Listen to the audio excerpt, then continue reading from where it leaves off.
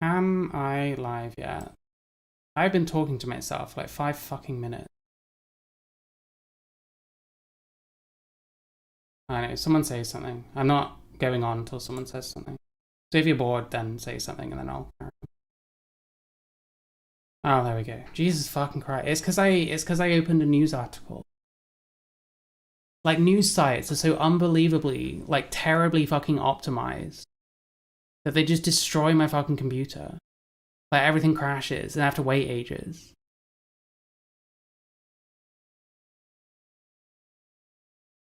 But yeah, I don't even know where it stopped, to be honest. I don't even know where it stopped. There was all these gross pictures of that woman doing all these, like, poses and stuff.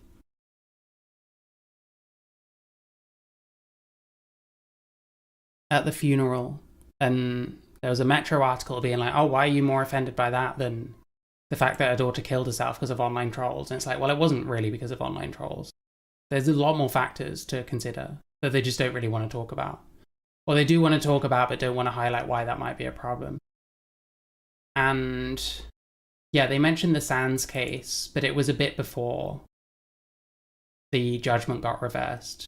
They didn't issue a correction to say, actually, this court case was completely erroneous. It was completely dishonest.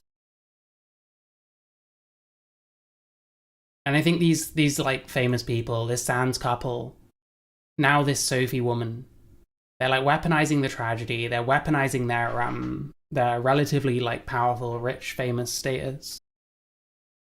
They're using the media. They're using the talk shows and shit to like twist their narrative to try and like curtail free speech on the internet because they don't like being criticized. That's basically the long and short of it. But yeah, I don't know. It doesn't matter too much that this is a shit show because, like I said, I wanna make a dedicated piece about it because it just works way better when I do it that way. And I'm a lot more proud of the stuff I make when I sit down and actually make something, you know. So it doesn't really matter that this is like scuffed as fuck. So yeah, we did the court case. This was bullshit. We're starting to see the pattern. We're starting to see the pattern now, I hope. This woman seems like a bullshit merchant. Using these people, knowing that she's not going to get any real criticism. Because these people probably don't like this tattle life shit either. These people probably don't want other people to be able to go online and shit talk them. But if they're doing nothing illegal, then I don't see the problem. Who was this? Someone else was moaning about it. I've never spoken about this on my channel before, but some recent events have meant... But June 20... It's all the same time. Because of this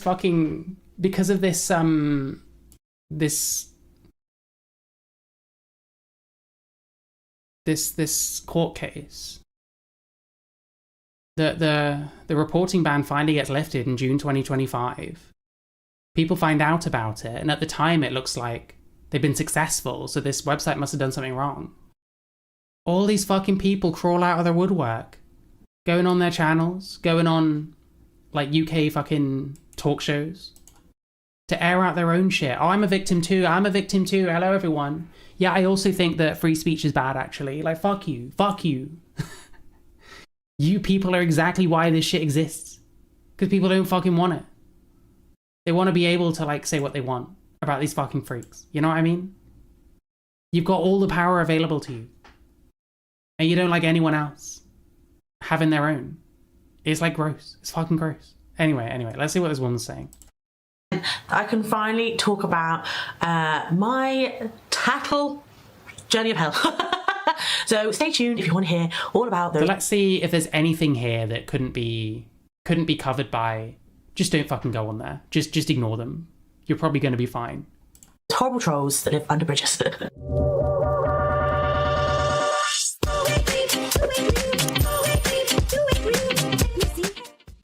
So hey guys, it's Becky and welcome. I swear like 5 different people have that same like intro music, by the way.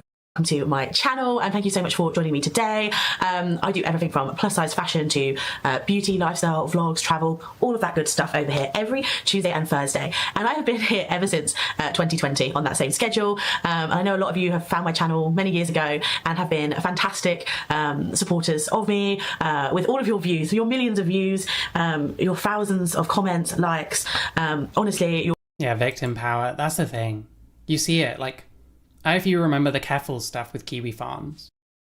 All these things about being doxxed there when it wasn't even true. All this shit about the police waking her up with like a gun in her face when it wasn't even true. Weaponizing her trans status. There's like a playbook here. There's like a playbook. If you want to try and cancel someone's free speech, if you want to try and shut down some avenue of criticizing you that in general seems perfectly legal and should be able to exist, you can do that. And there's a fucking there's a playbook for it. You get some kind of grievance and off you go. It's like, oh, I hate it. I actually, the more I'm looking into this, I'm kind of glad I'm doing this because I get fired up. That's what I need. I need things to piss me off. So I'm like motivated to do something about it. You know, I'm motivated to like make a thing. It's disgusting to me. Your support for this channel has been immense, and I appreciate every single one of you that has obviously put positivity into my channel. But of course, when there is light, there is also dark, and there is a lot of dark. I mean, is it surprising this person's out of breath? I'm sorry, that was mean. That was a bit too mean. It's going to be a news article about me soon enough. So yeah, stay tuned if you want to kind of hear a bit more about this. I haven't ever spoken about this on my channel for reasons I will go into, but some stuff has come to light. There's been some... There you go, some stuff has come to light. The most fucking manipulative, dishonest court case that I've seen in fucking time. But they didn't know this at the time. This is a victory. It's like, oh, I can get my foot in the door. I can get my grievances aired. Fuck you. Major changes, and a lot of other content creators are currently talking about it. So I thought I would throw my hat into the ring and talk about Tattle Life. So I mean, so many trans people who say they don't work because they're trans and discriminated. Yeah, Jesus. I mean, I don't know, man. I did work for years when I was trans. I actually didn't really have many problems. Like, people were mean. I worked at like a Wetherspoon, and people were like mean and stuff. But it's like, I don't know, I'm here to do a job. And for the most part, people are okay. Most people don't give a fuck if you're trans. I worked in an office for like fucking 5 years almost. You know, I'm answering the phone and like, it's my voice saying my name is Mary. And people sometimes, I think, clocked and sometimes just thought I was like old or something because my voice is like kind of deep and kind of rough sounding. I don't really have that many problems. Like, my problems with like employment and shit have never really had anything to do with me being trans. It's been about like mental health issues and stuff. I never get a lot of those trans people. I think they probably have a chance if they got their head out of their asses, accepted that maybe discrimination can happen to you because it can happen to anyone, and just fucking try. I bet some of them might actually do really well if they fucking tried, you know? Anyway. So, where to begin? I had never come across Tattle in my life. Before 2020, when I started my channel, I was a huge YouTube watcher. I probably watched YouTube probably even pre-2016. I know I really got into it around the beauty era, you know, Manny MUA, Laura Lee, Tati, Jeffree Star, that era. I was obsessed with YouTube, and to be honest, I still am now. I love watching YouTube while I do work and stuff in the background. It's fascinating. I just find it very, very comforting, and it's like just hanging out with a friend. I have, loved just content creators. I've always tried to support the best way I can, leaving little comments here and there. But, you know, obviously when you leave a comment, sometimes you see other comments that are not so nice. This I found especially on Learning to be Fearless, Alex. I followed Alex for years and years and years, and I noticed that a lot of the comments were always of the same kind of vein and always on the hate comments were always the same things that they were kind of bringing up, and it always seemed quite targeted rather than random, which I never really fully... Never complained to you about misgendering. I mean, I complained to like the manager here and there. Someone was really mean, I just wouldn't serve them. I used to be way more funny about like being called Sarah and stuff. But it only happened so often. And if someone was being really nasty, then I had grounds to say, well, I don't want to serve that person. You know, that some shit went down, but that's the thing. That was the start of my transition. I looked insane. And people were mean sometimes, but you develop a thick skin. You're like, well, people are going to say that kind of shit occasionally. However, I need money. I need to get out of the fucking house occasionally and be around other people because I go fucking crazy, as you've probably noticed. With the last however many couple of years or whatever doing this channel. I don't see many people. It does drive me a bit insane. And I guess you see the results of that insanity to an extent. I needed that shit, so you just put up with it. And besides anything else, people are mean to people that aren't trans sometimes too. People got all sorts of shitty comments that weren't me, that weren't trans. Because this is what happens sometimes, you know? If you won't work because someone might misgender you, then you're a fucking idiot. I'm sorry. You shouldn't be trans if you're that afraid of being misgendered. You don't have to like it, but like it's like it's just ridiculous. And then plenty of trans people like understand that. Plenty of them do just go out and get jobs and like, well, yeah, people are going to be shitty to me occasionally. That's just how it is. You just get on with it. Not everyone is going to think of you the way you want to, and you just understand that. You do the job for your own reasons. And I don't know, man. If someone's that pathetic, they shouldn't transition. You need to be thick-skinned to transition. I'm sorry. Most of them were too busy working to be bothered by it. Well, yeah, exactly. I mean, I can't say that I was always like that. I did get bothered by it. But you just got to get on with it. Even if you are bothered by it, you just got to get on with it. Really got why. And also, just to put that level of hate out there openly, I always just found really bizarre. I think a lot of us find trolling really, really bizarre. So it wasn't maybe until 2023 when I had a comment which was, have you read what they're saying about you on Tattle Life? Now, Why did you read it though? Why would you get a comment like that? Obviously baiting you, and then actually go and read it. What is the point? Why would you do that? No, now that was total bait. They themselves are probably the ones writing that. And that was the first time I ever found out about Tattle Life. So as a retard, I went on there. Well done, man. It is this website which they describe as just like, oh, we're just here to gossip about celebrities and influencers, and there's no harm here, like there's no hate here, where actually it is a forum for sad little people to belittle, berate, dox, find the addresses of the influencers' family members, find out where their kids go to nursery, stalk them on holidays, stalk them outside their houses. Evidence. Follow them around supermarkets. The stories that you're hearing online about what these trolls do is disgusting. It is absolutely wild. I have been very fortunate that it's never ever gone that far, but it's still gone too far. Yeah, because who are you? No offense. Who the fuck's stalking you at the supermarket? I mean, I don't know anything about this person. Listen, I'm probably being way too mean. When it comes to the free speech shit, I think we have to say no in basically every instance.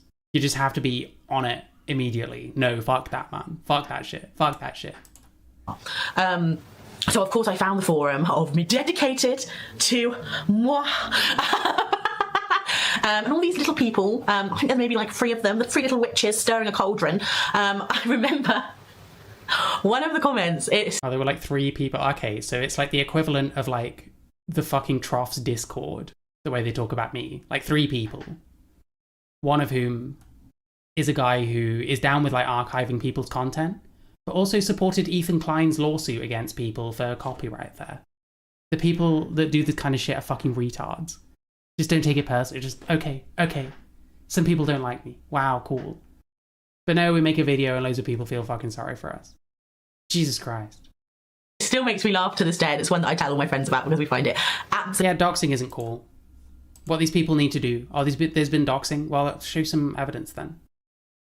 Like, I don't know, man. And half the time, these forums, they'll just be asked to take shit down. They're not told what to take down. It's just someone that doesn't like being talked about.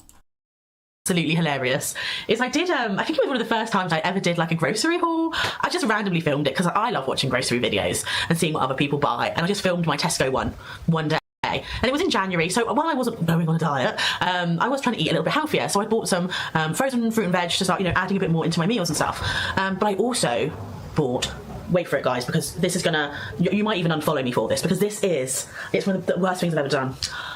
So I bought the frozen fruit and veg, right, saying I was going to be healthy. And then, guys, I bought full fat Philadelphia. I know. Handcuff me now. Take me to the courts. I found this person. Okay, this is this person.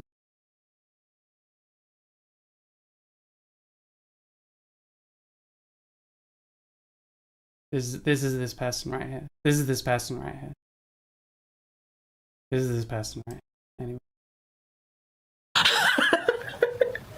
What? That was apparently worthy of a whole barrage of hate, because I bought full fat Philadelphia. Probably have no normal lives and do it to blow off steam. Yeah, probably. Could be anyone. Could be someone that served you that day in the fucking shop, You do, like, if you don't laugh, you'll cry. Because it's not, that was one of the funny bits. There was a lot of horrible things written about me, also written about my parents, which that is really disgusting, guys. Like, my dad was born during the war. Like, you're having a go at like an 80-something-year-old man who just comes on my videos for the joy of it. Like, what? Like, I find it unbelievable. So that was the first time I found out about Tassel What are they fucking saying about this person? I fucking get it. Life. And it's really funny because basically when you get a thread started, whenever someone comments on it, it pushes you up in the forum to the top. And it was really funny because I always noticed when I maybe did a video that was maybe like the food video or like a big life moment, I'd always get like an influx of views and new subscribers, but also an influx of these hate comments. And I think it's really interesting because I always knew when, I guess, someone had posted on Dazzle Life, because I would get an influx of new people finding my channel. So thank you for Someone called her Augustus Gloop with a handbag. Like, fuck it. I mean, it's pretty mean, but I don't know, man. commenting and pushing my thread up on Dazzle Life because I've got more subscribers. So obviously it was very upsetting when I first saw the thread, because it's just people literally tearing you apart off tiny things like Full Fat Philadelphia. And I don't come on here a thread is a thread, by the way. Thread. pretending to be perfect. I am literally just human. No influencer is pretending to be perfect. But I think I'm a pretty well-rounded human. And us influencers, yeah, us influencers. We're just people. We're just human at the end of the day. Us influencers, we're just like you, really. We're just like you. My friends, family, and co-workers know who I am. But it's just a shame that, like so many other influencers, like these people, man, I would just love to meet one of you guys that write these, because I don't want to understand why you're so sad. Like, why do you do it? It's just crazy. So I only went on the forum and one other time, because basically, guys, I really do appreciate you guys that do respect my privacy. I think when I first started my channel, I never expected to have a little audience. I never expected it. I just did it because I was really lonely during COVID.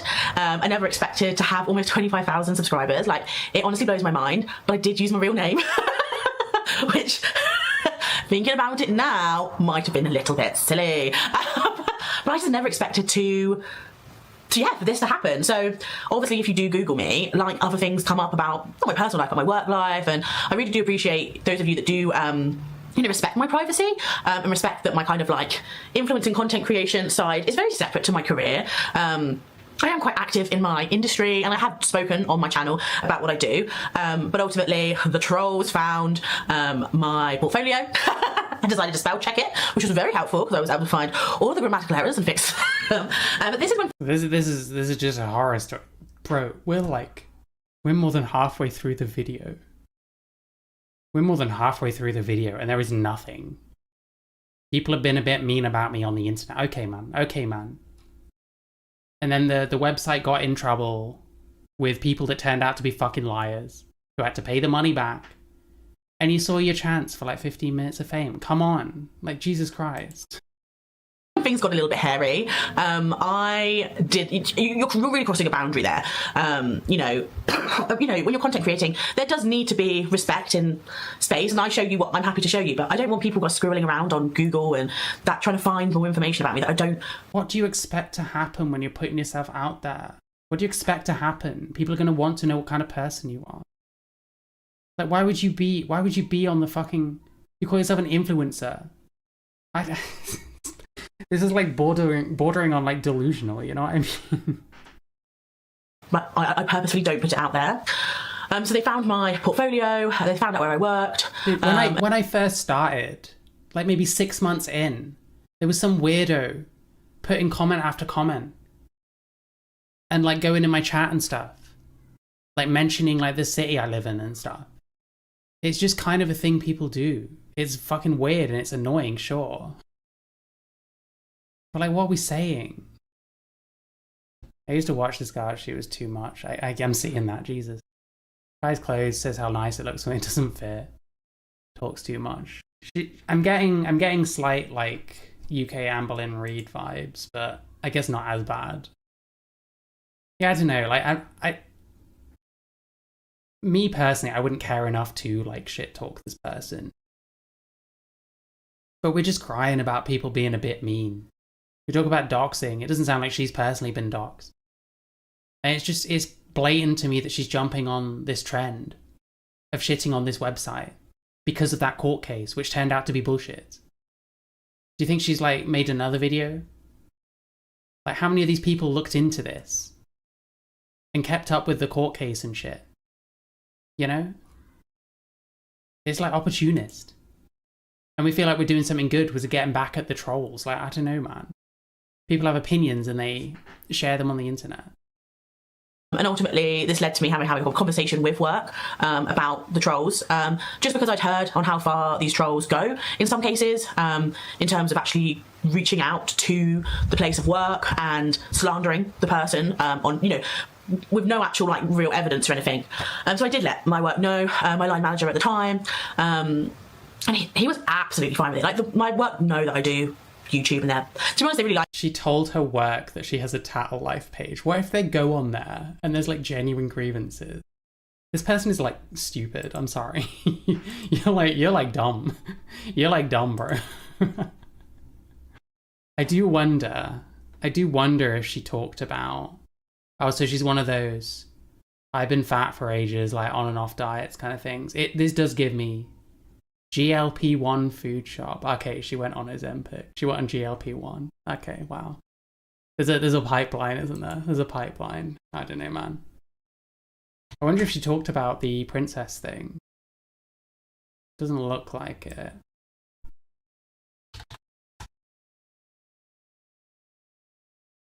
Nah, she hasn't talked about it since.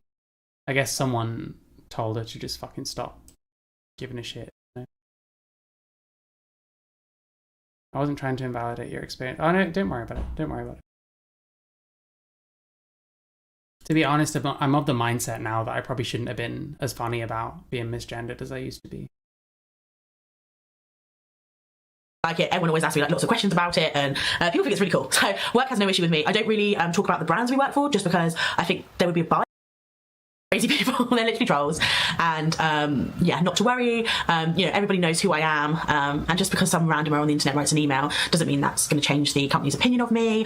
And yeah, not to worry. So that was a great relief, but it is horrible. Like, it does really feel like a violation of my privacy, and I honestly can't imagine how other content creators have felt when like their childcare, like the nursery for their children, has been revealed. Like, it's just disgusting. So why am I bringing this up now? Well, essentially in Ireland, maybe just over a week ago. Well, if you didn't know, I'll start with a bit of a backstory.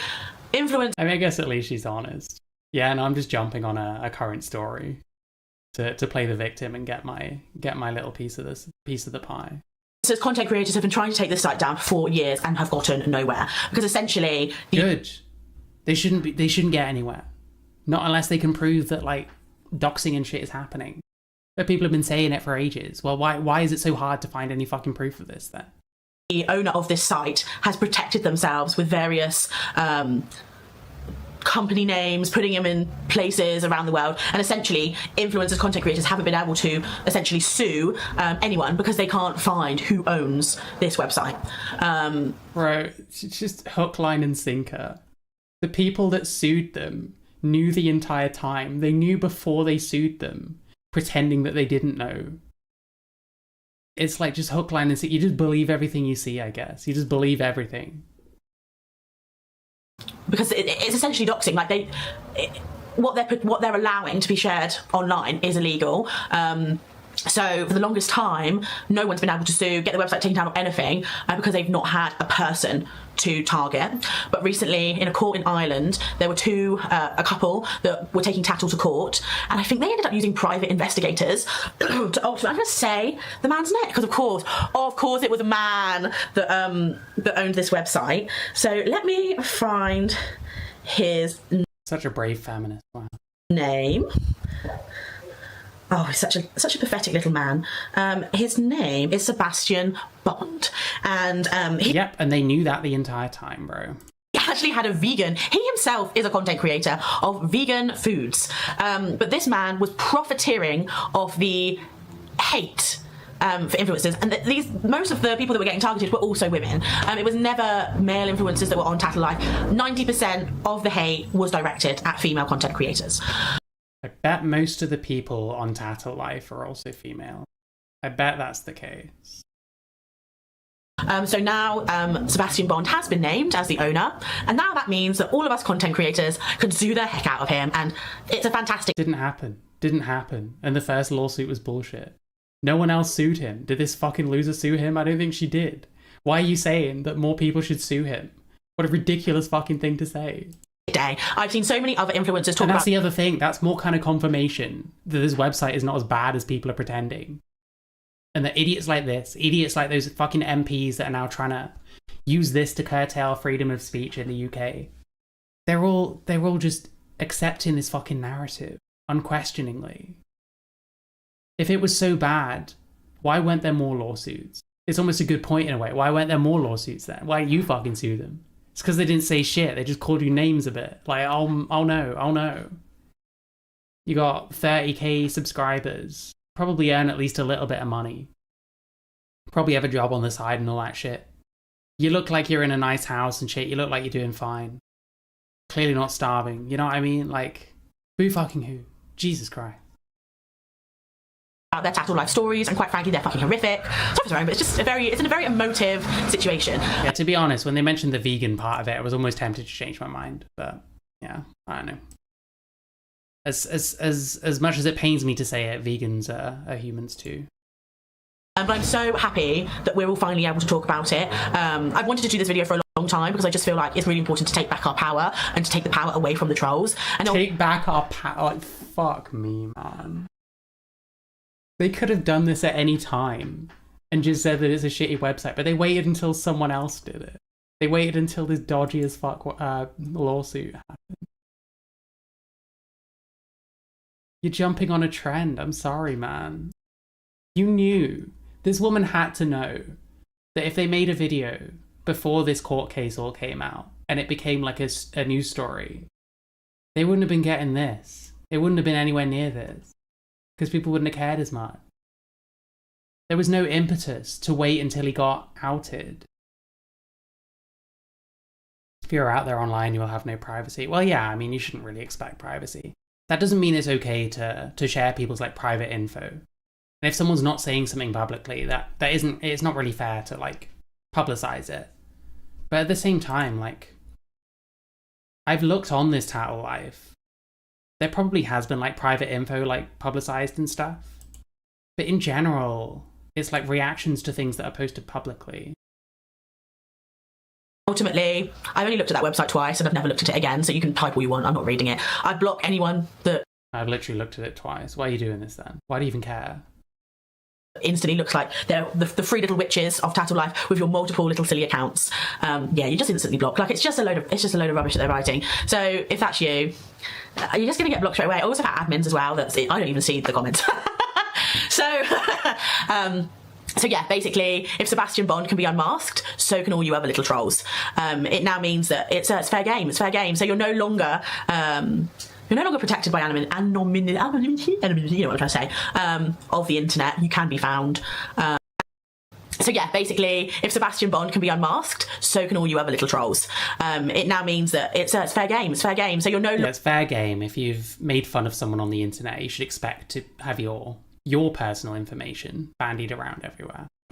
You're no longer protected by anonymity, you know what I'm trying to say, of the internet. You can be found, and you will be found. So keep typing. But also some fantastic news is Google has stopped Google ads on the website as well. So he's no longer making money, which this should have happened a long time ago. But it's great that they finally done it. Website's still going. Would have liked to have seen Meta or Google/YouTube actively go after them as well. For the fact that it's affected many of their content creators, it would have been really nice to have seen them take a bit of action, considering... Affected them how? How much it's affected some people to horrendous levels. So thank you again to all of you that support me in a really positive and meaningful way. I want to end this obviously on a really happy note. So I think it is a happy note. It's a new era. It's a new chapter. We're leaving this tattle bullshit behind. Wow, good for you, Han. Amazing. I haven't shown the Katie Price thing yet. We'll listen to Katie Price's take on this from around the same time.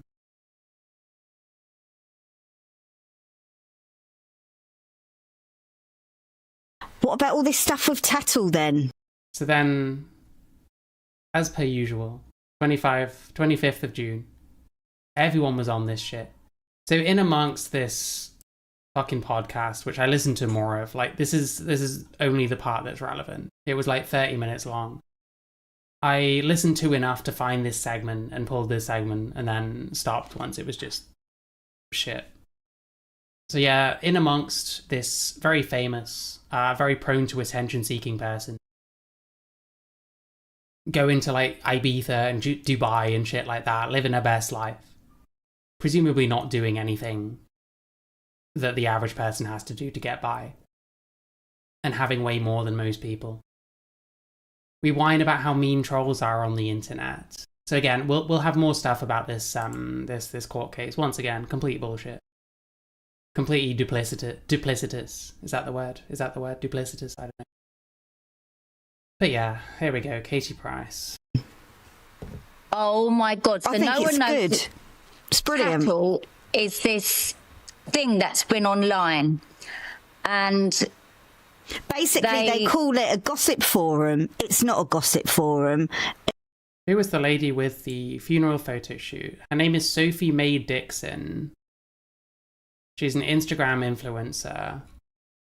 And since her kids were like tiny, she was like bringing them onto like reality shows and stuff to talk about how she like covers them in makeup and dresses them up. And, you know, her kids are like a little celebrity and stuff like that. It's all very weird.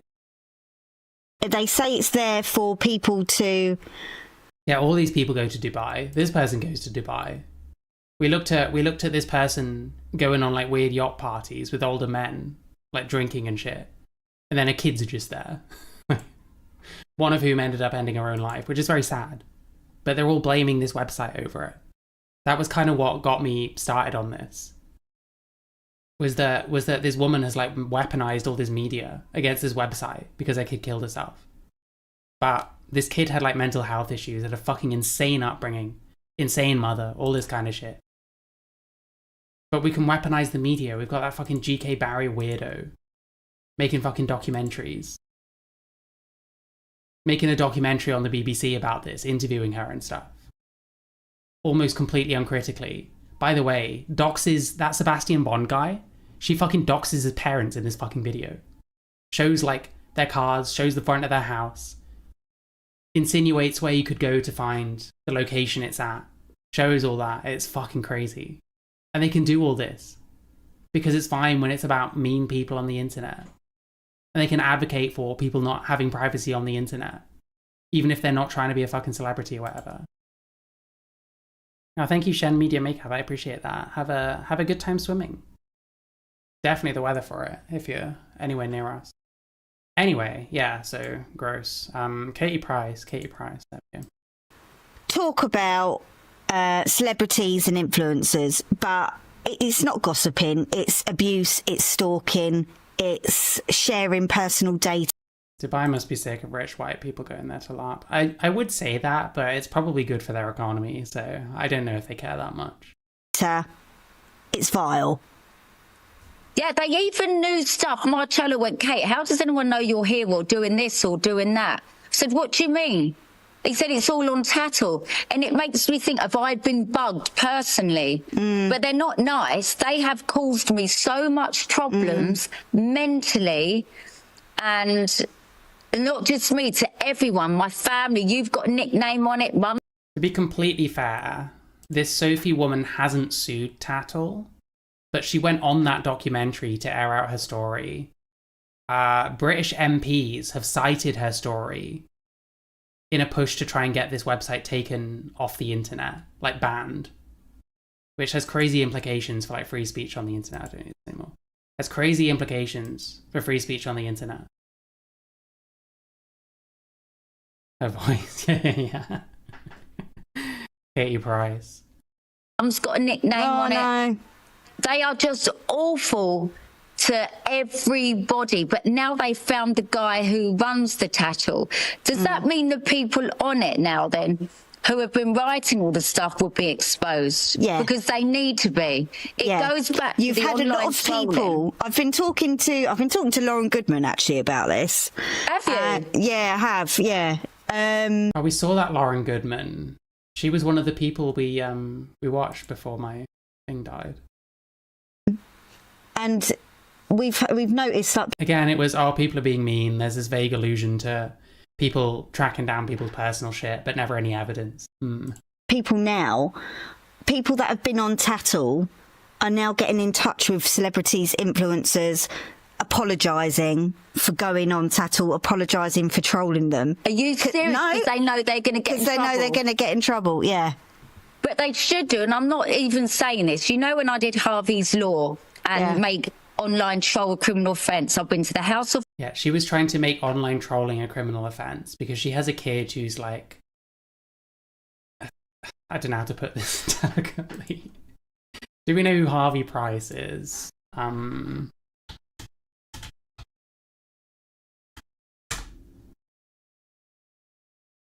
So she was trying to make a campaign to make online trolling illegal because she has a kid who's disabled, shall we say. I don't know if anything ever came of this, by the way. But yeah, I mean, you can see, you know, I'm not trying to be funny. I'm not trying to like shit on someone who's got shit wrong with them and shit. But again, it's Katie Price. This kid has been on like TV shows and stuff.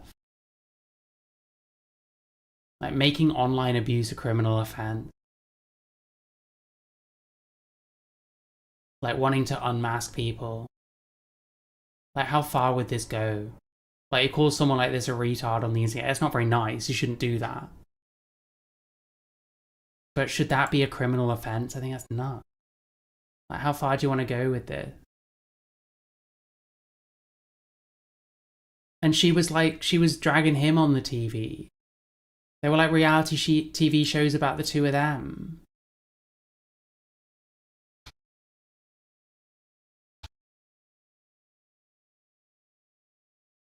He was on Loose Women in 2016, talking about internet trolls.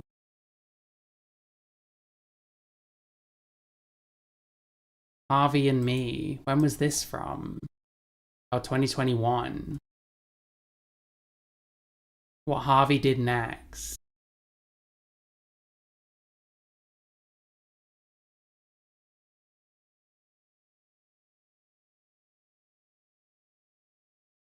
Apparently, her mum was criticizing her over her raising of him.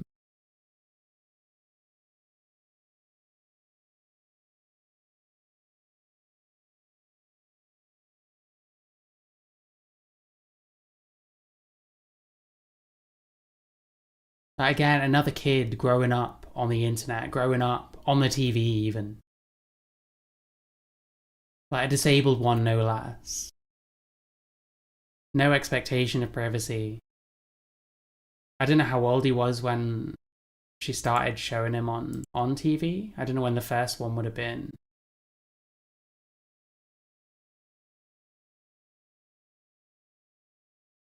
I don't know where I'd find it, to be honest.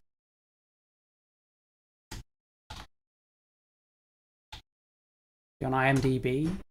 Yeah, there we go.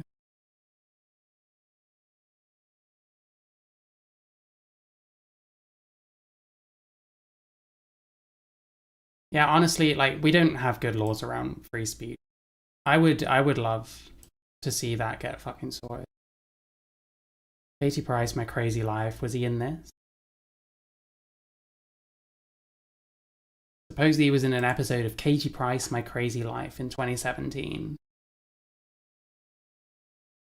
How far back does it go? 2011. Katie Price standing up for Harvey. Frankie Boyle made a joke about him. And then she made a TV show about it. Showing her kid off. Ratings aren't superb. Like, what do you... I'm sorry, man. I'm sorry. I'm struggling for, like, words to say because it's not like I think it's nice. It's not like I think it's okay to, like, be mean about, like, a fucking disabled kid or whatever. But what the fuck do you expect to happen? Fucking Frankie Boyle, back when he was cool, I guess. If he ever was, I don't know. I guess that depends on your perspective. Makes a joke about him. and you make a whole TV show in search of an apology for him making a joke. What do you expect people to fucking do? What do you expect the reaction to be? It's fucking nuts. She's like begging people to bully him, you know what I mean? That doesn't justify it, but it's like the kind of decisions we're making here are fucking nuts. Standing up for Harvey, that seems to be the first thing. He's got an Instagram and shit.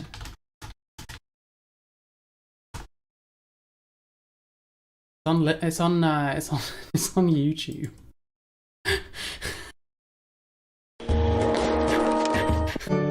My son Harvey is disabled. Caring for him can be challenging.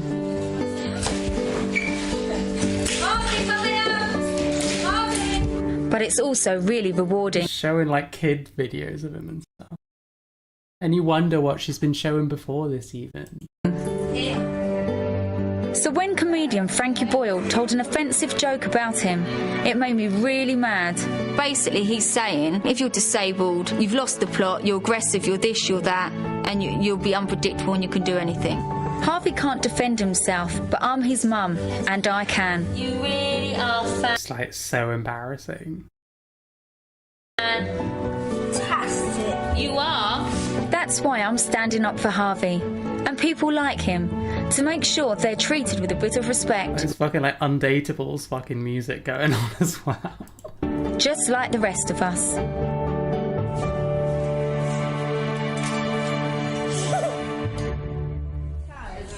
I never planned to make a film about my 9-year-old son Harvey and all his medical issues. But when comedian Frankie Boyle told a disgusting joke about him on his show Tramadol Nights last December, I decided the only way to confront that kind of prejudice was to show what bringing up a disabled child is really like. It's just the most misguided shit I've ever seen in my life. Whatever you think of me, Like this, does this kid want this on the fucking... Where was this aired? I don't know, BBC, whatever. Does this kid want this on?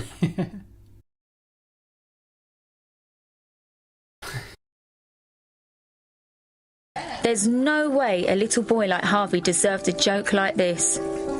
I'd rather not have to give it any more airtime, but without seeing it, you can't understand my anger. Apparently Jordan and Peter Andre are fighting each other over custody of Harvey. Well, eventually one of them will lose and have to keep him. I have a theory that Jordan married a cage fighter because she needed someone strong enough to stop Harvey from fucking her. I'm sorry, listen, it's like mean and shit. It's like mean and shit, but I mean... I don't know, man. Listen, where's my camera? I need to turn this shit off. It's not funny, okay? It's not funny. It's very mean. Don't be mean about disabled people, okay? Please don't sue me, Katie Price.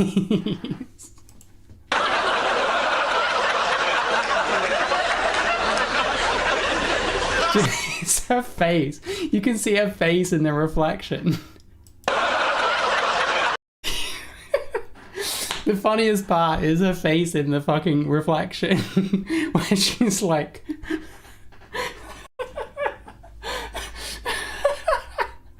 she's making it like unintentionally funnier.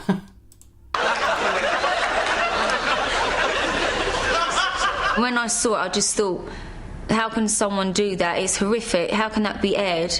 And how can anyone be so vulgar about an innocent child? And I thought, that's why I'm going to do something about this.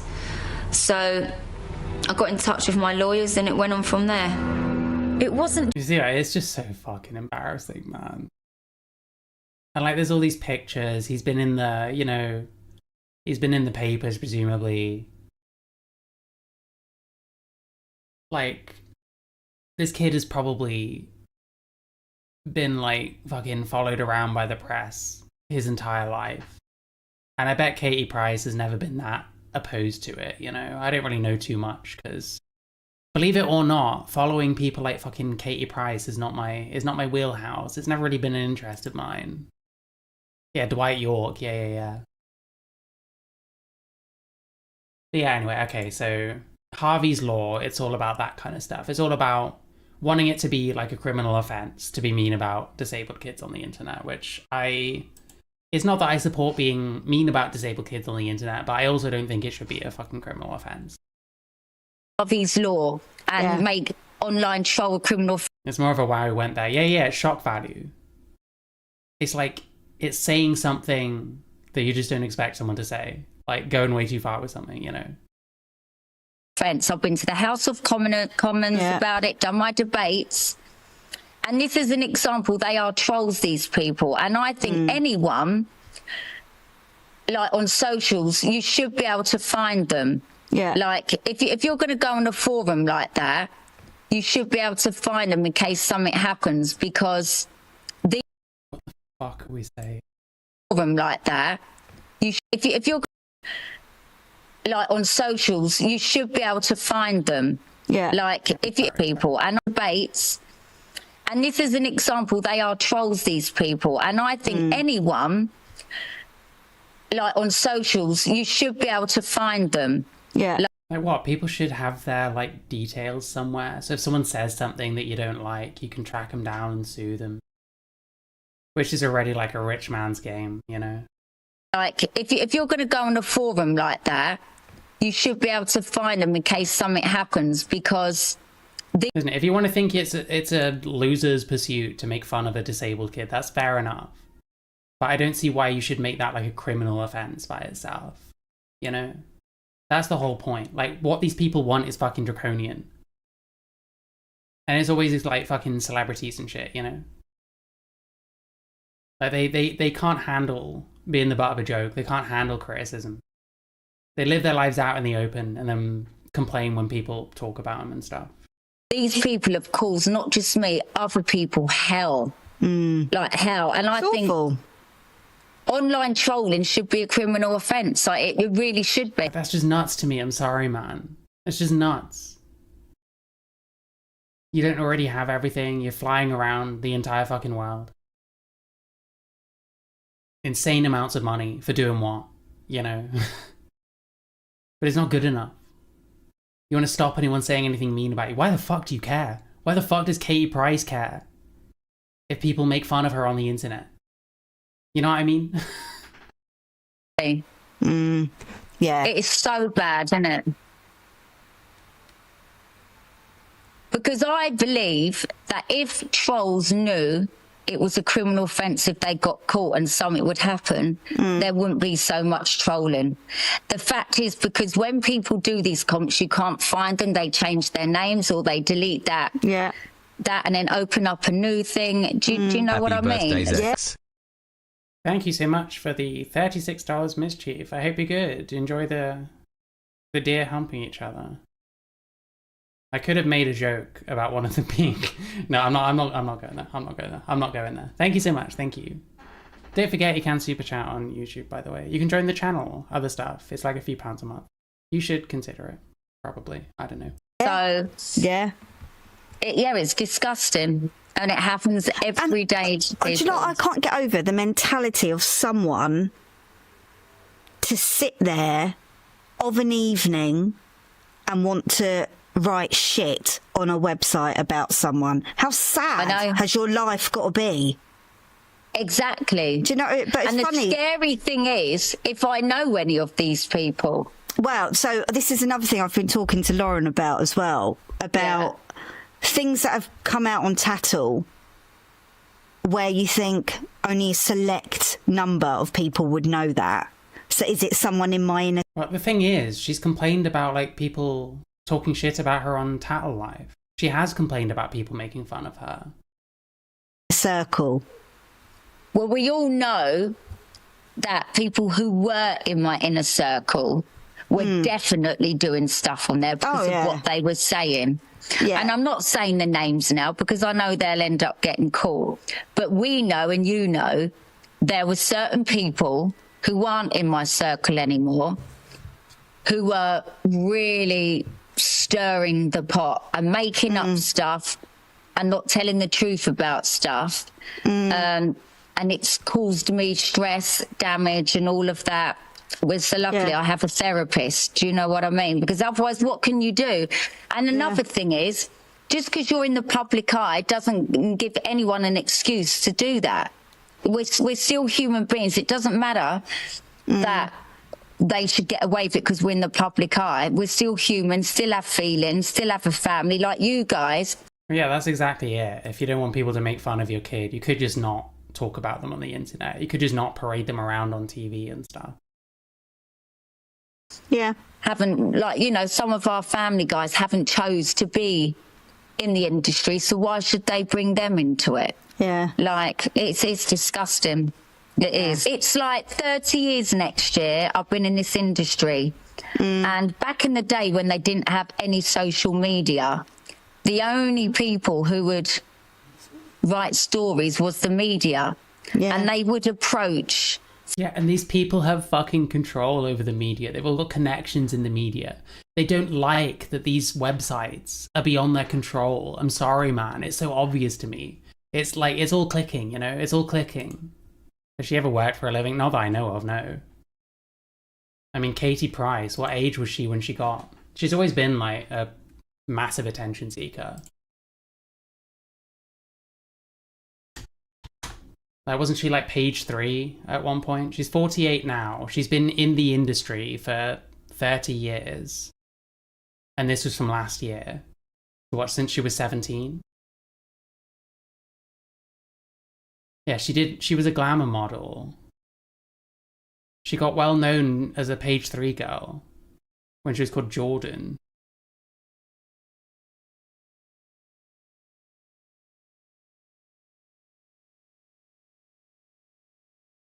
And she had like a massive fucking breast enlargement at like 20 years old. So I'm just looking at, I don't follow these fucking people. I've never been interested.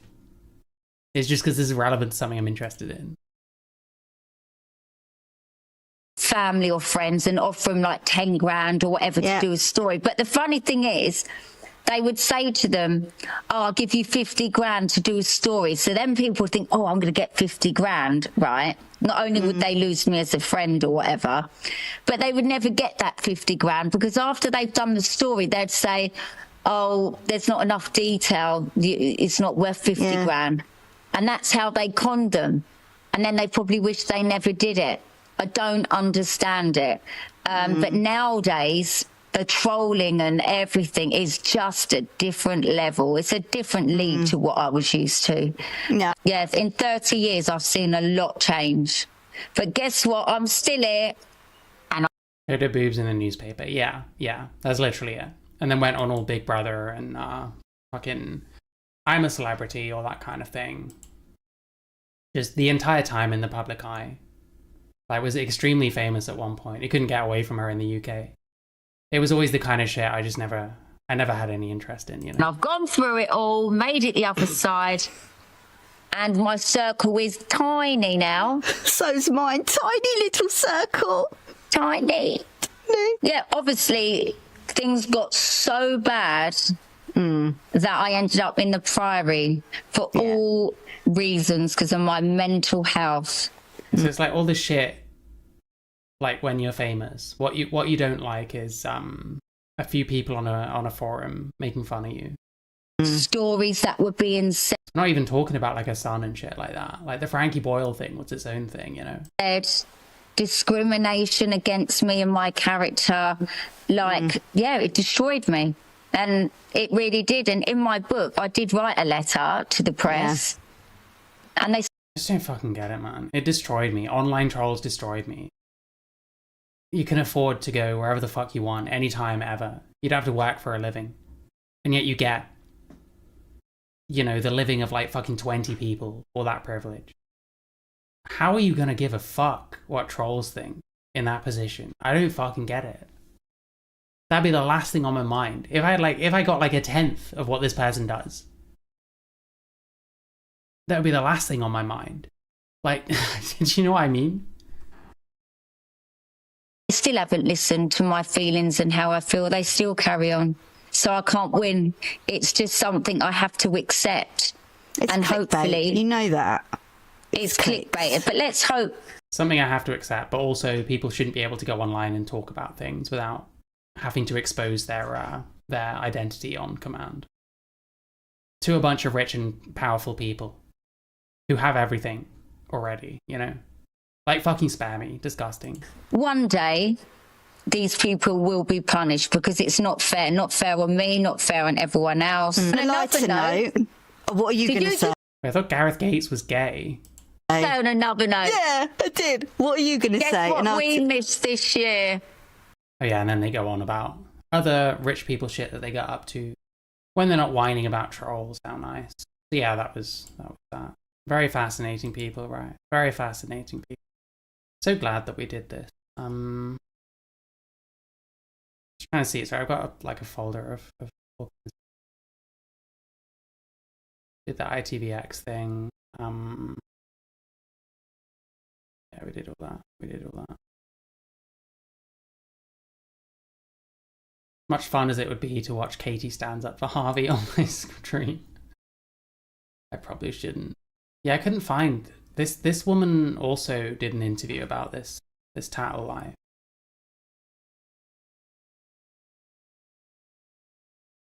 And I can't find it anywhere, so it's not on YouTube, I guess.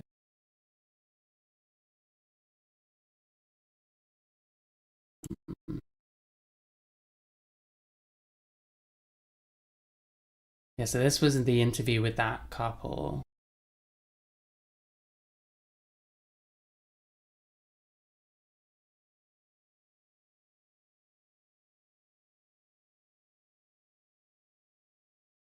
And then this just looks like AI spot, I guess.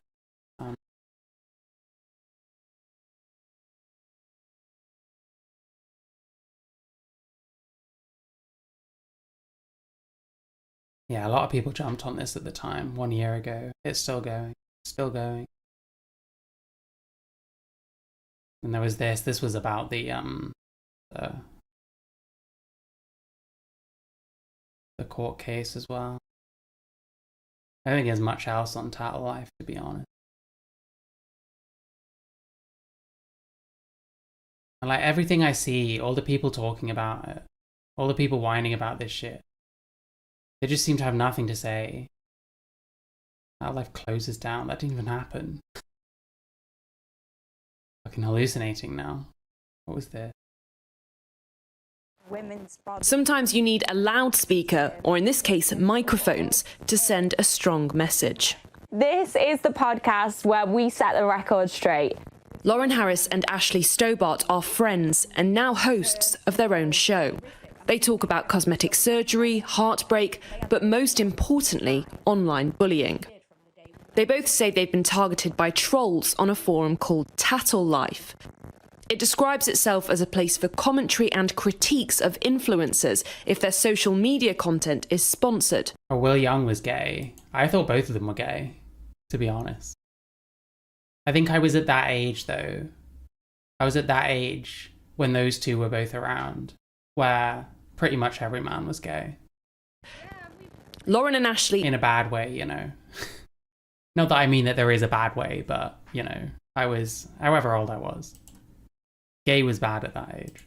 Say theirs isn't, and they think the posts on Tattle Life go way beyond the site's own remit. They actually wrote that I was a drug dealer.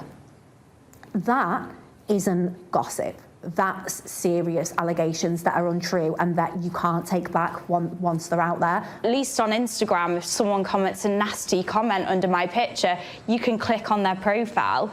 With this, it's completely different. Bro, people on Instagram can be private. There's no impetus for you to give your real name. You can give whatever username you want. You don't have to show your own face. This kind of shit happens on Instagram as well. They are hidden behind a computer screen. Lauren wondered whether she knew the people that were writing about her. She became scared to leave the house. I would walk down the street, and if somebody I knew from school would say, "Hiya," I think it's you. It's you. You're talking about me. It made my mental health so bad. It gave me such terrible anxiety. Em Sheldon also attracted the attention of some Tattle Life users. She even installed cameras at her home after reading posts containing details about her property. This is the scariest. Did this person share posts about her property? after reading posts containing details Don't know if any of these are her property. about her property. This is the scariest thing. It goes into more than just talking about someone's appearance. It's a private... Again, these people can just use these outlets. They can just use them as mouthpieces. But what's the actual evidence? and a security... Like, this has been going on since 2021, I guess. So where's the evidence then? Why don't we get any, like, concrete shit? This is what these people are doing. And I don't think anyone should feel unsafe, ever. Em now makes a living as a fashion and lifestyle blogger. She says trolls shouldn't be able to hide behind anonymous profiles. Okay, shares her entire life online. Expects everyone else to do the same. Wow, amazing. Never seen that before. It would be great if there was a way that could protect everyone that meant that people had ID, some form of it, connected to a social media account. I fucking hell, bro. They're all saying the same shit. They're all saying the same shit. In a statement, Tattle Life said, "We have a zero-tolerance policy towards content that is hateful, abusive and threatening, and we take the privacy of social media influencers far more seriously than they do themselves in many cases. We allow commentary, critique and praise of people who choose to monetize their personal life as a business. Anyone can join and post a comment, and we encourage people to report any that overstep the line. People that come to post abusive or hateful content are banned." Em has spoken to MPs publicly about the abuse she's faced online. She says she was... It's like ridiculous, man. Again, this person looks extremely wealthy. The shit they share, all these like fancy houses and shit, all this like lifestyle shit. It's like pathetic, man. Too scared to mention Tattle Life to them, afraid of facing a backlash from users. But now she wants to speak out and put the damage they've caused under the spotlight. Becky Cottrell, Sky News. Wow. I'm just trying to cross anything else off. This, I did mean to look at this report. Has this report ever been publicized then?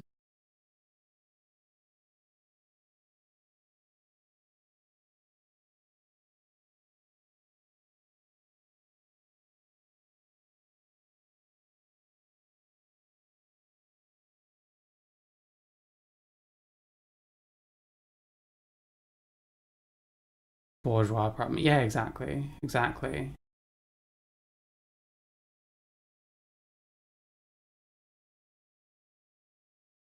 I think a lot of these people, they've never had any real problems in their life, so they do what they do and they just get showered in praise and like attention and money and shit, and then someone's mean about them and they can't fucking handle it. Instead of just taking it on the chin, oh, it has to be like a fucking national problem. Like, fuck that. You know what I mean?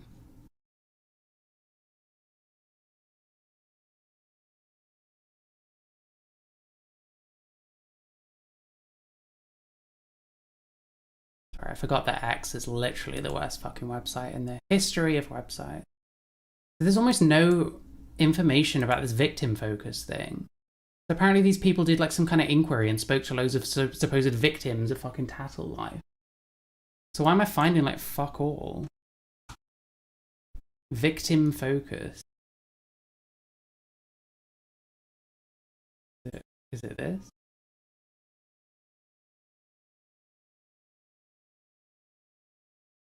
Is it one of those things that never gets like published? And then MPs use it to potentially like push laws that people don't want. And you never get to know what the fuck actually happened. Yeah, this Jessica Taylor person. So this is the this is what I thought it was.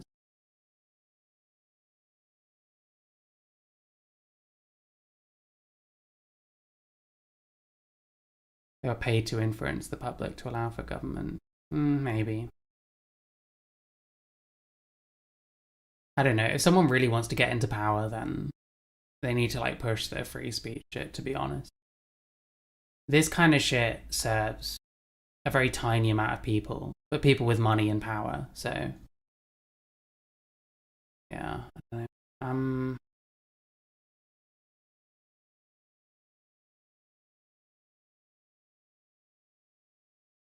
guess they haven't published it yet, because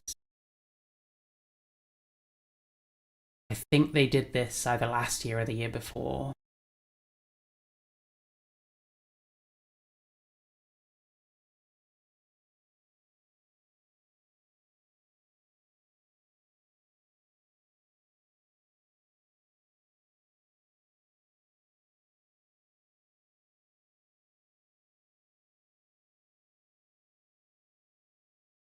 Can't see anything.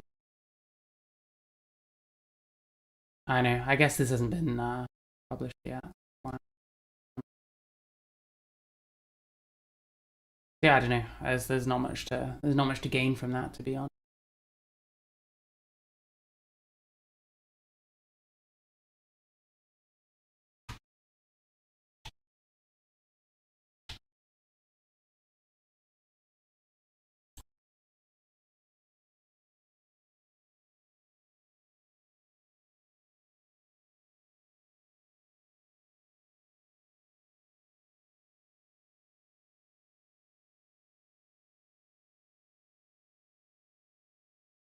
What was this book about? Was this about online trolling? Click, stalk, destroy. And this Jessica Taylor woman has weaponized that kid that killed herself as well. Disgusting. We can definitely get into weaponizing suicide, because unfortunately it's a trend. You see it with like the kind of online shit that I've been seeing for a while. Like, you know, that Keffels person pretending that Kiwi Farms caused like the deaths of 3 people with like almost no evidence. That people like Destiny, who's a fucking principle devoid fucking cuck, and Ethan Klein pushing that Save a Fox thing. That was another thing that got blamed on snark Reddits. You actually read them. Oop. You actually read it. A lot of it is you know, some pretty nasty stuff. There's going to be nasty stuff if you're well known, unfortunately. There's also a lot of criticism.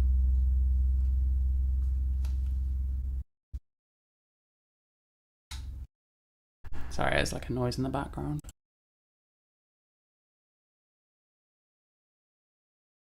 Influencer culture. Well, yeah, everyone wants to be famous. People don't want to work jobs. Of course they don't, because jobs suck. Get famous instead. You know, everyone's the main character and all that shit. What was it? Click, stalk, destroy. Excuse me.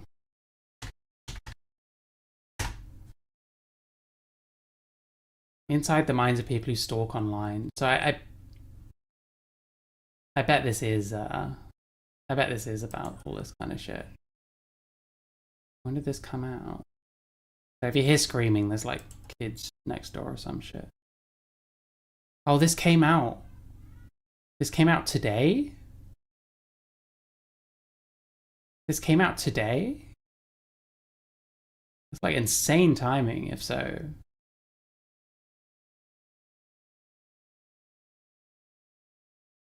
Well, Amber Heard liked it, so there's always that. Customer reviews.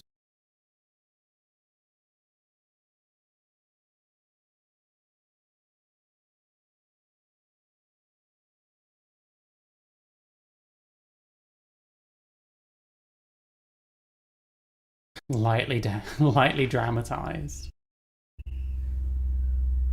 Lightly dramatized. I think that's someone's tumble dryer or some shit. Suicidal blackmail. Well, it's not just TRAs. Suicide is an excellent tool for this kind of shit.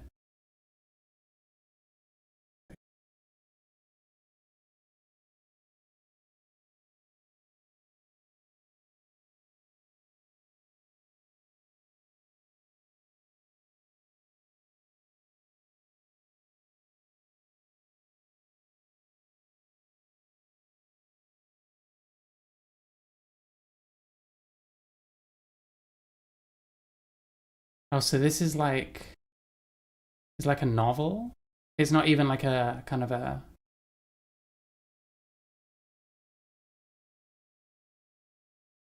this all looks really dodgy to me. This all looks really dodgy.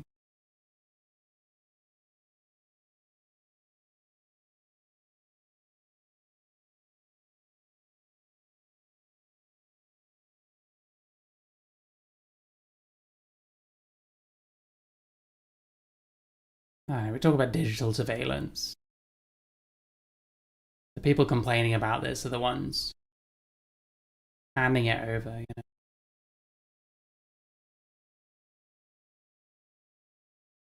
What is this? Dr. Jessica Taylor is back on the Dysfunctional podcast with the imminent release of her book, Click, Stalk, Destroy. And it is another incredible conversation. After the first conversation with Dr. Jessica Taylor, very quickly became one of the most listened to episodes on the... I'm saying she's a fantasist and compulsive liar. I think what I'd need to do is like see what people are saying about her and like try and find out. I have a feeling that's a whole thing for like a whole other subject. Yeah, this is like dodgy. I'm sorry. This Jessica Taylor person seems fucking dodgy. Everything about her is giving me like really bad fucking vibes. I don't like this at all. And if it's about this like tattle life shit, because she talks about it on her Instagram, I guess I can bring that up. She talks about this kind of thing on like Instagram.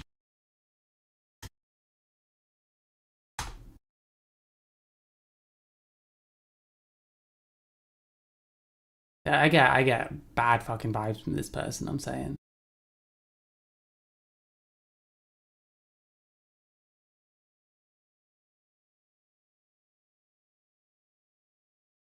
Fabulous day for victims of stalking.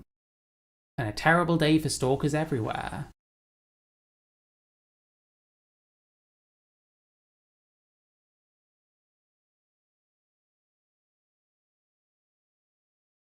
Went on Good Morning Britain.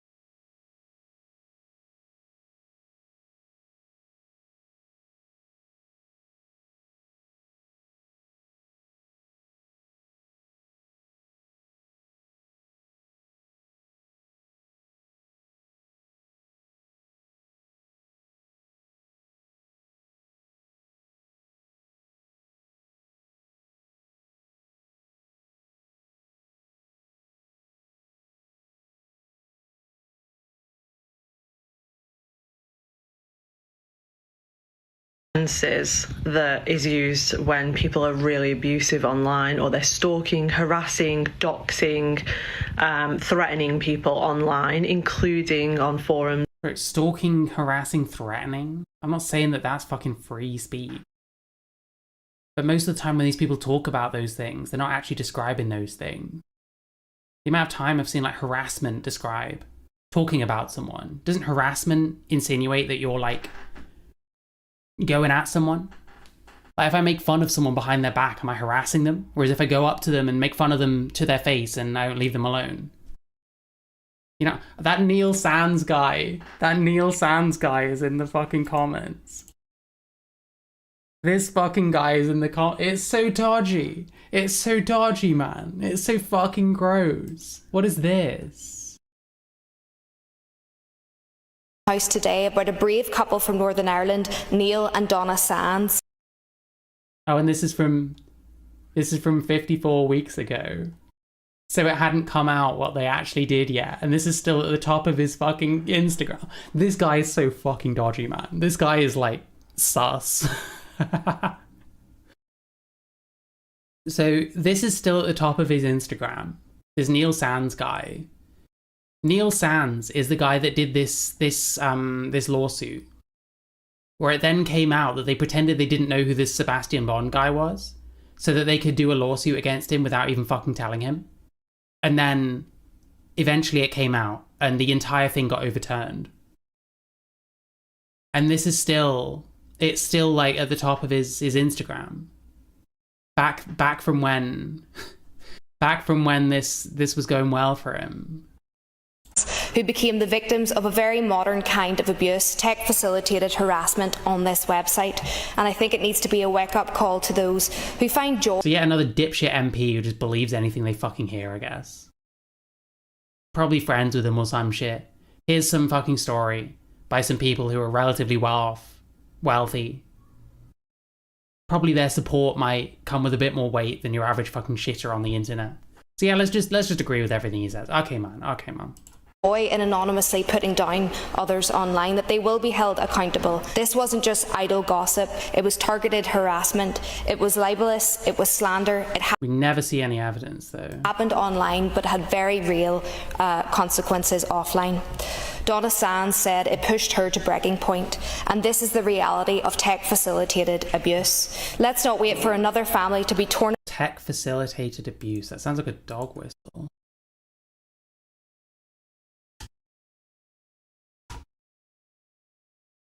Tech-facilitated abuse.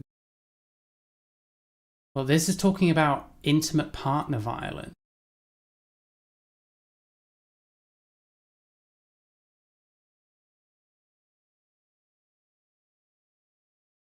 Disclosing private sexual photographs. I don't remember that being mentioned anywhere. Didn't the judge in this case, or one of the judges, say that he thought that the vast majority of like the posts were like pretty tame?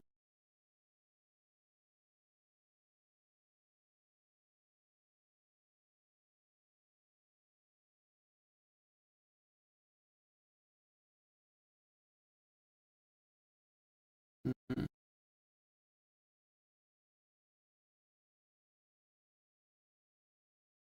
Yeah, this doesn't look like it's about trolling. This looks like it's about like genuine like domestic abuse and stuff. Like psychological abuse and shit like that. Troll, harass, or intimidate you. I mean, that's, you know, it may use. I don't know. This is dodgy. Fucking dodgy. Apart by a website like Tattle Life. Let the Sands case not just be a headline, let it be a turning point where Northern Ireland says enough is enough. And I would like wonder how this woman feels now. To thank Neil and Donna for their bravery in taking this awful case to court. Dishonestly. And showing that we need to build an internet that protects people, not profits from their pain. We need to build an internet that protects people. What does that even mean? When has the internet ever been for people's protection? The internet is not an anonymous place. This is from 55 weeks ago too. This guy is a fucking ghoul, I'm sorry.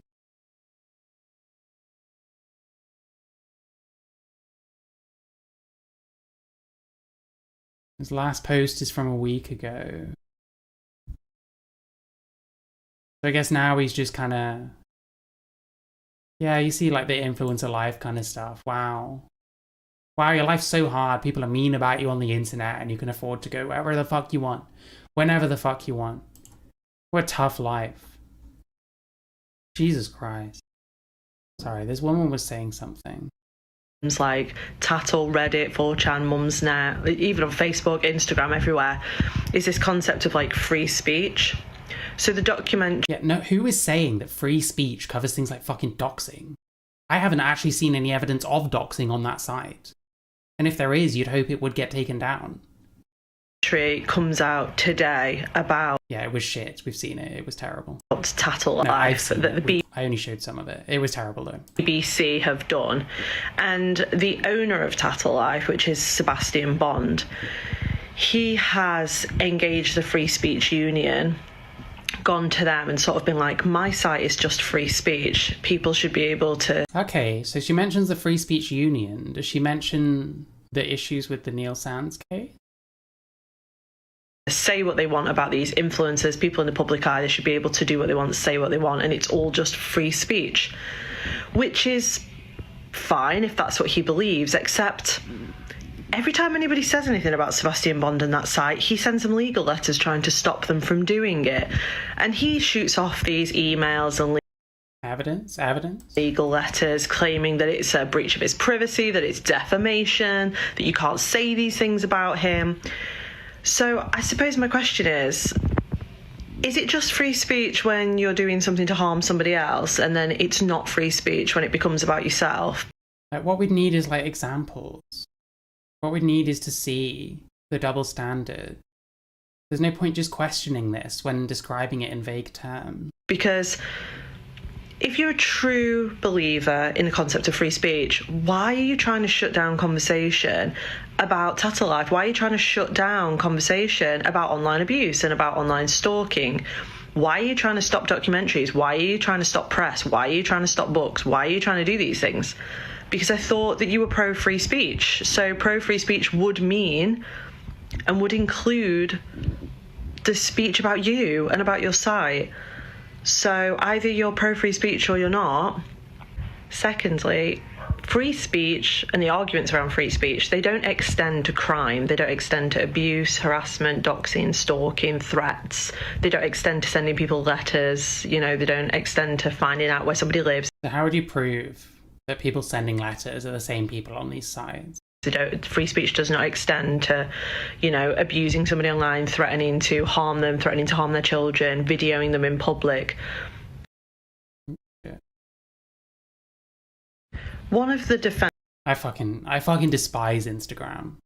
Instagram is the shittest fucking platform. Why does this have a video Why does this have a video function where you can't... There's no like timeline. And then if you click anywhere, it takes you off it. And then you have to fucking go back and watch from the start again. I fucking hate Instagram. Anyway, I'm sorry. Here we go. Weaponizing dead kids. Here we go. Or a dead kid. Weaponizing a dead kid. Very classy. Very classy.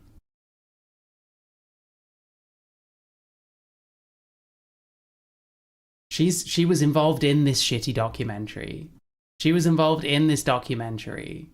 Okay, Princess Dixon ended her life in February 2026. Endlessly harassed, mocked, bullied, monitored on the site by grown adults. I didn't actually see I didn't see any harassing. I didn't see any evidence that people were reaching out to her directly. I saw evidence that people were kind of distasteful of people being mean about her and reaching out to her and commenting on her. Mostly women. They knew she was reading her comments, they even addressed her directly. After she died, they mocked her death and mothered her funeral. I don't remember any of this either. I read the thread after she died. People weren't overwhelmingly mocking her death. And the people talking about the funeral, it probably was the mother. But the mother is like fucking weird.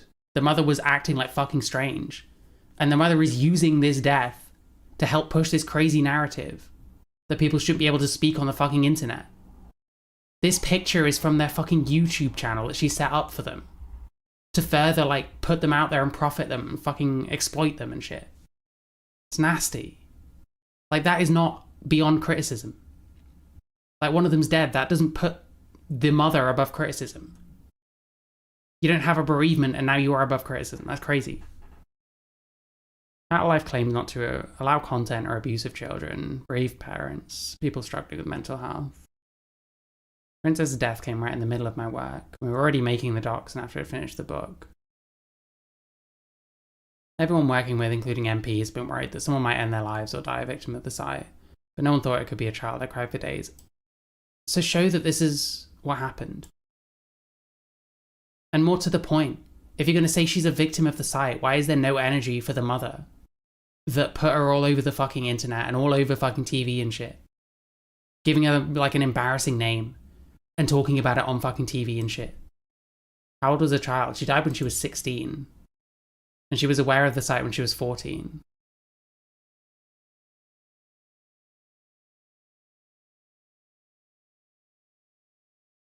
Like, if we're going to use this to push against, like, online free speech, you need to answer for that kind of shit. You need to actually show. You'll never prove that that's what it is. And we're weaponizing this kid. We're weaponizing her suicide when it was so much more complicated. When there was evidence of self-harm, there was evidence that she wasn't always with her mother. There was evidence that she might have been abused by her mother. Like, what would this person think of... Hang on, let me just find it again. What would this person think of this clip, you know? I want it. You can throw punches. Yeah, but not like this. The one that died is the taller one. I know I've already shown this, but I don't care. Just not tell her do it. Well done. Take your rings off, otherwise you can throw punches at me. Throw punches at the fucking back. The one that killed herself here literally said, if you can throw a punch at me, you can throw a punch at the bag. It's one of those punching bag things, and that's what this page is. Like just filming people punching the bag. And this kid says, if you can throw a punch at me, you can throw a punch at the bag. But sure, the only reason that she ended her own life was people being mean on the internet. Otherwise, her life was perfect. Fuck off. I don't believe that at all. Throw a punch at me, throw a punch at the fucking bag. Just tell her, do it. It's like nuts. So what about shit like that then? What about videos of the three of them in a fucking fight outside a fucking kebab shop and shit? What about all the weird pictures where they're at some yacht party full of like old men? A guy like grabbing his crotch, someone else holding like a... Was it this one? Fuck. Yeah. These kids are at this fucking yacht party. Only kids that we see. I've seen loads of pictures. This looks like a fucking... He looks like he's gonna do some coke. And everyone else there looks like either an escort or an influencer or an old man. In fucking Dubai. Like, what the fuck is this?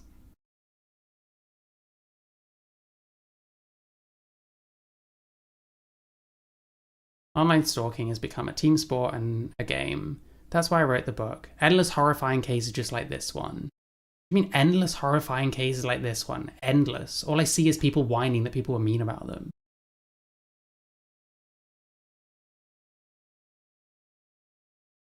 And then saying to this Sophie woman, endlessly proud of you for being able to talk about this. Like, it's manipulation, is what I'm getting from this.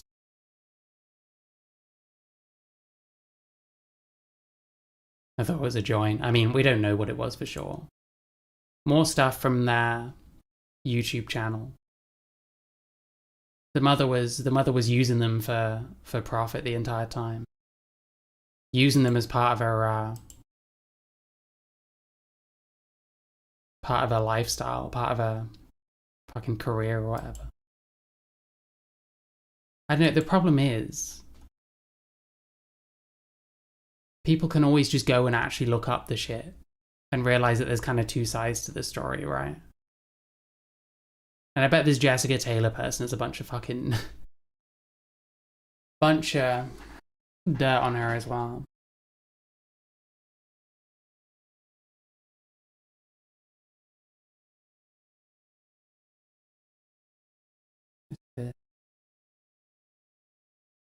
Oh, it's just... Wow. On Jeremy Vine. Talking about a book.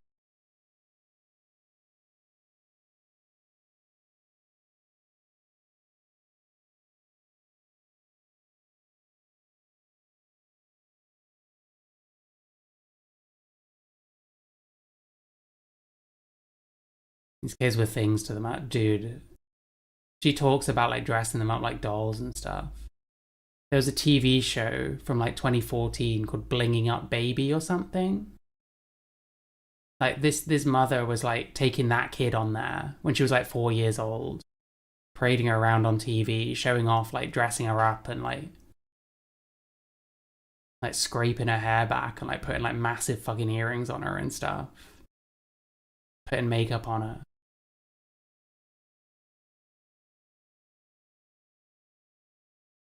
Like, very clearly, the kid was just an extension of her, you know?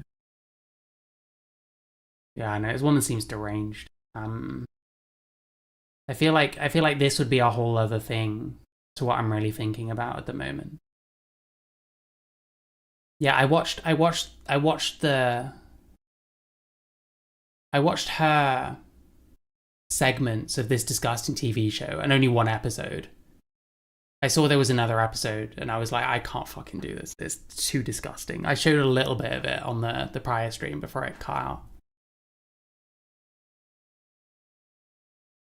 She's using the controversy to shill her book. I don't know about that. It's gonna help, but she's doing this whole like project to try and get this site down that has been mean about her as well.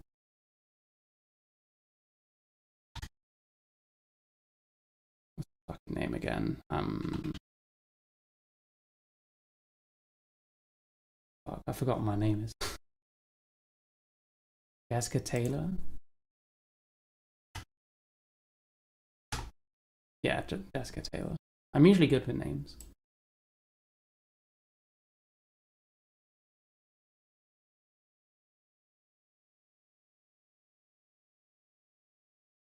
Gender discussion. Someone said she was a TERF or something. Lack of peer review. She fell out with Julie Bindel.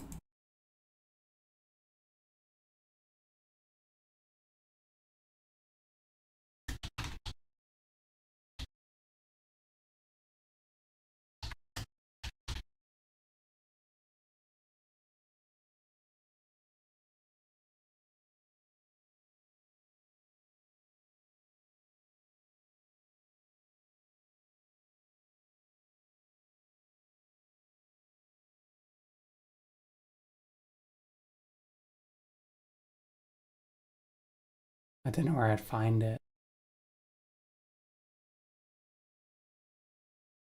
God. I'm not going on Facebook, fuck that shit.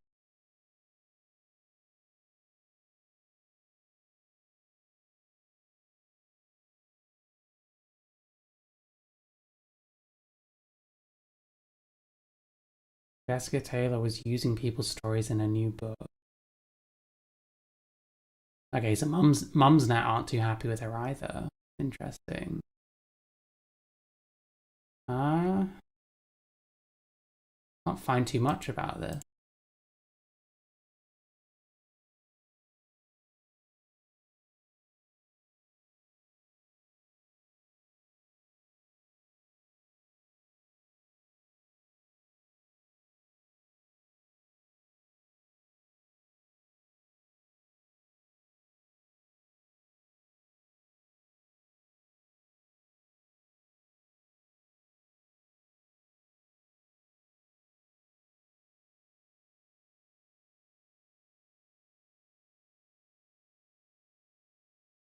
So she was, I guess she got testimonies from people and ended up like printing them without getting permission or something. I suppose it's not the most ethical thing.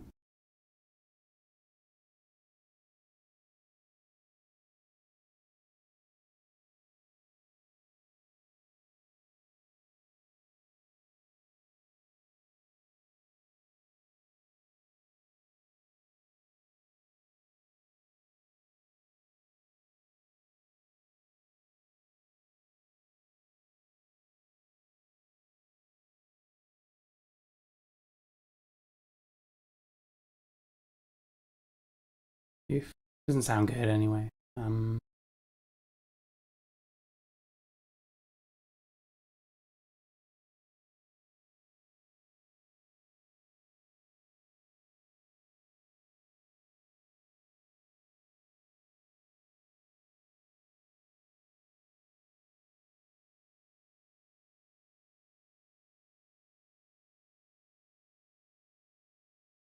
The sun is apparently only able to see the color blue.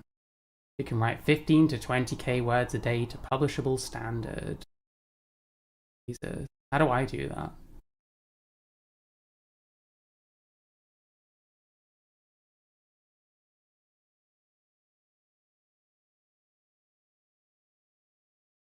Oh, she used to have like a TERF fringe. Interesting.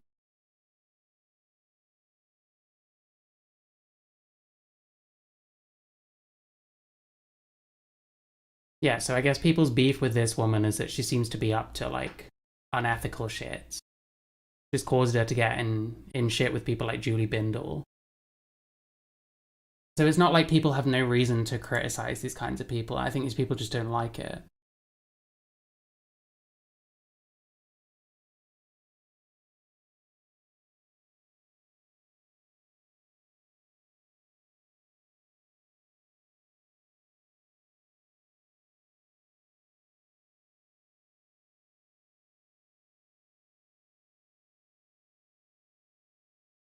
Saying like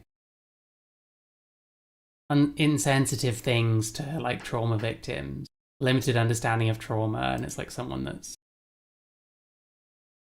been shot at and like abused and stuff. Like, bro, So she complains about being trolled on the internet to someone that's had like pretty clear trauma of their own for much worse shit, and then like patronizes them over it. Like, yeah, I don't know about this person. Dismiss any gentle questioning as trolling. Hates being questioned. The TERF Twitter doesn't like this person very much. That's interesting.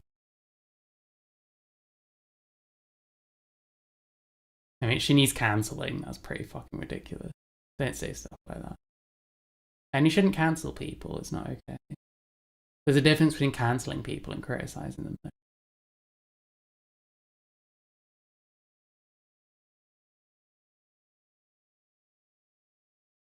People calling her a man-hater.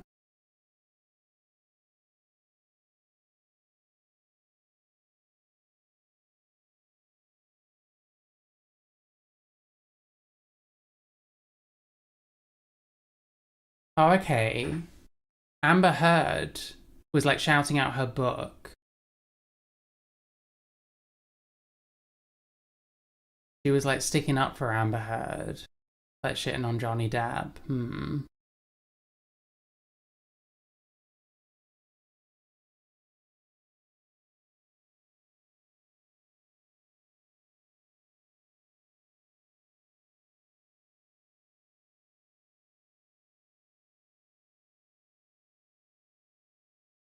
No, she asked for it. She was flirting. She was drinking. She was wearing a revealing... Many women suffer from internalized misogyny. Wonder how this has gone down with GB News.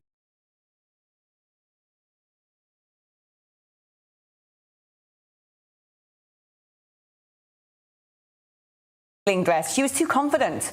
She on themselves for inviting bad behaviour towards them, rather than say, well, this is wrong and this just shouldn't be happening in the first place.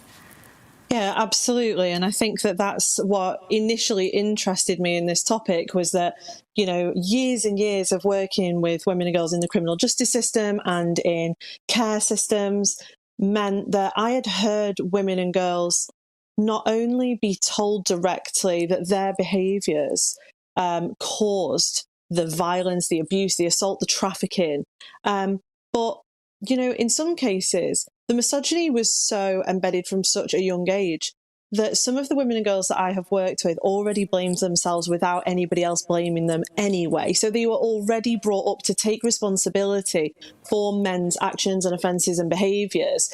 So I think sometimes... I'm surprised hearing this on GB News, I gotta say. I can't imagine this went down well with their audience. Didn't get many views anyway. I don't know. I don't know where I'd find more. She's like... She's not the right kind of famous.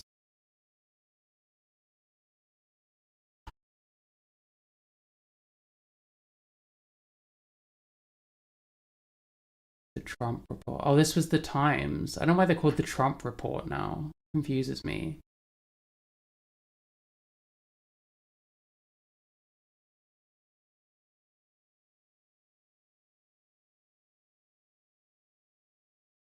A YouTube channel. Yeah, Victim Focus has been around for a while, I guess.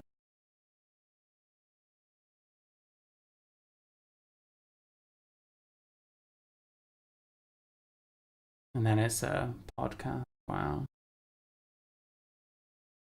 Oh, less subscribers than me. Unlucky. Roe v. Wade.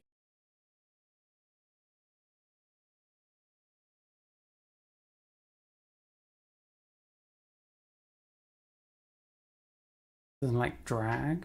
Okay.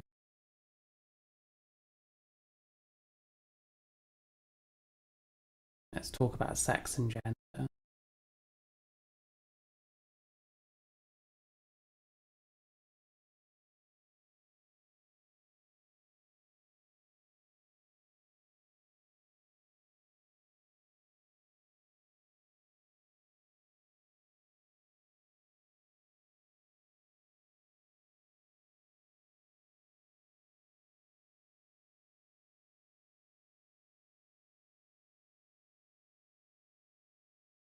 Yeah, so she's been weaponizing that suicide. I don't know if there's much else really to look at in this regard.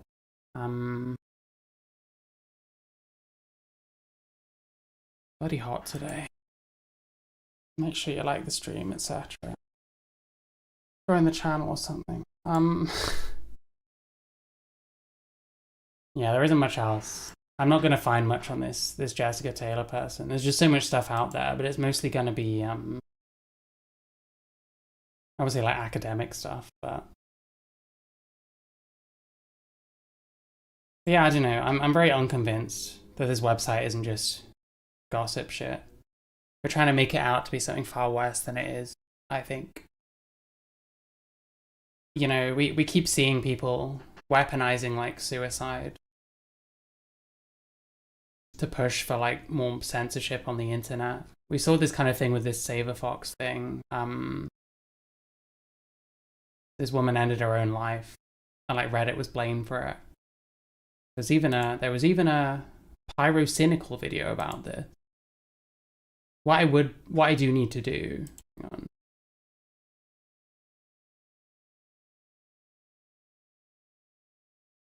Did I? No, I didn't. I need to find the Ethan Klein stuff about Saver Fox, because he was doing this kind of shit, pushing his like anti-snark narrative using it. When it was kind of clear that this woman had like mental health issues. It was also kind of clear that a lot of this so-called snark was like people that felt they had genuine criticism. Like they were talking, like she helped run this like wildlife rescue thing for like foxes and like dogs and stuff.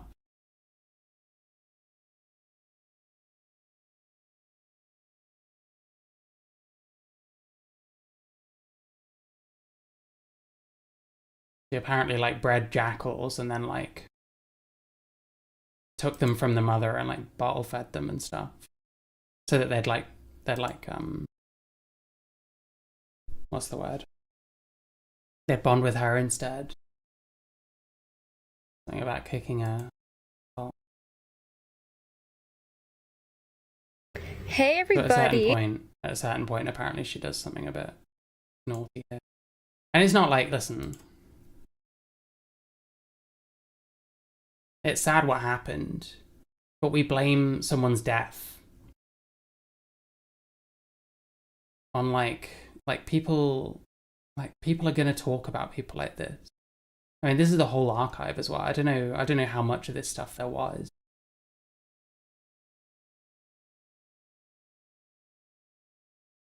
But I'm not seeing anything crazy, you know. So to like blame this kind of thing, you kind of expect there's like a lot more to the story. And this person had like autism and other issues and stuff. Why is Blue Sky exempt from this new age verification? Probably because no one uses it, to be honest with you. Leela Alcorn's suicide. I don't know much about that. Have to look into it. Yeah, it was this woman that ended her own life that everyone blamed Reddit on. There was a video that that her partner did. Obviously, it's awful. You know, I'm not doing this to besmirch anyone's name. I just don't like the idea that we use this kind of thing to go after like platforms where people might criticize other people, especially public figures. You know, I feel like trying to shut all this kind of shit down is a bit fucked, and it's not gonna help. You know. This isn't a video I wanted to make, and I know that's what every single YouTuber on the platform says. I've even criticized people of making that claim before they make a video, but this is a really sad situation regarding a YouTuber, and originally I wasn't really going to talk about it, but there's been some updates recently, and this is huge. Now, I don't think this is a brave statement to make, but the internet over the past couple of years just seems to be getting worse and worse. I mean, granted, it's been never good. You've had like, you know, Xbox Live Chat in the early 2010s, and the mass amount of hate and slurs you'd get thrown your way just for basically existing. But I feel recently the amount of like hatred and vitriol. I'm losing brain cells already. Fucking hell, man. through online discourse and conversations. It's now just become completely unprecedented. And the scariest thing is as well, it's become completely normalized. I mean, I'm not making any kind of like Hippocrates or Socrates statements here. There's no deep philosophy. It's pretty obvious that when you talk about someone or talk to someone on the internet, there's a filter there. So chances are you're probably going to be a little bit more extreme than if you were talking to them in person. So there was a well-known YouTuber who also ran a fox sanctuary, and unfortunately, she decided to take her own life. That was after getting a bunch of hate and criticism from people online. And at the minute, she's It's always this way, isn't it? This person ended their own life after getting a bunch of criticism. If they were on the internet and they're well known, they will have been getting a bunch of criticism. Pretty much any like public figure that ends their own life, you could say that about them, and it's a factual statement. You know what I mean? left behind her foundation, as well as her widowed husband and a young daughter. And it seems, after looking into this, it basically all revolves around harassment she was receiving online. Now, there have been benefits to anonymity, and there are definitely some downsides, like I'm talking about today. This is one of the worst cases of harassment I've ever seen. Why is this a downside to... Like, what? Why is this a downside to anonymity? We're straight up saying that this is why this person did this. And that these people, not only that, but these people should be some way held responsible and shouldn't be able to criticize people. You know? Seen someone go through. Now, in the past 24 hours, a lot has happened, especially that the people who basically attacked her and harassed her constantly, they've actually been kind of like named and shamed publicly. I will go into that later. I don't want to just make the entire video about these like, you know, horrible people who basically made this woman make the final decision. I think it'd be more important in this video to kind of like, you know, cherish her life, her achievements, and the kind of things that she did. So back in March 2013, there was a woman called... Okay, so are we getting any like evidence to back up that statement? Michaela Rains, and she posted her first video onto the YouTube channel Save a Fox. It's a harmless video. She's basically talking about how to look after and care for a snapping turtle if you're keeping one as a pet. It's pretty much just informational stuff. And over the years, Michaela's channel actually kept posting informative content surrounding care for different kinds of animals. Her passion, Reddit of bad things that Michaela has made the decision to take their own life. If another person decides to take their own life because of the harassment they're receiving, I just don't really think that that benefits anyone, even if what this person said was just absolutely horrendous and just... This whole thing, all of this is covering the husband's statement. I presume there's a lot of virtue signaling, oh, it's so awful. I mean, yeah, it is, obviously. Obviously. No one needs to say, oh, it's bad that someone killed themselves. Yeah, of course it is. Unless that person is like Hitler or... I don't know. Someone like that. Someone awful. Just so evil. So we've got evidence of this person, and they were basically having a hate campaign against Michaela like all the way back in 2023. They posted a list onto Reddit of bad things that Michaela's done, apparently, such as buying foxes from fur farmers, not actually rescuing them. Yeah. Which is a point that we've already covered, by the way. Possibly doing drugs and using... Yeah, but, bro... Letting a fox die from heat stroke, if that's true, that's not good. That's something that's probably worth criticizing. Fox is getting seriously injured. That's probably something worth criticizing. Some of this is a bit stupid. But some of it is like, well, if this is true, this isn't a good thing. Using animals for financial gain. Now, since this is being pulled from an archive, not an actual live post, a lot of the sources that this person cited, they don't work or they don't actually lead anywhere. We don't actually know the sources for these claims that are being made or the evidence. Yeah, so they might be legitimate. Even if they're not legitimate, people are allowed to be fucking wrong about things on the internet.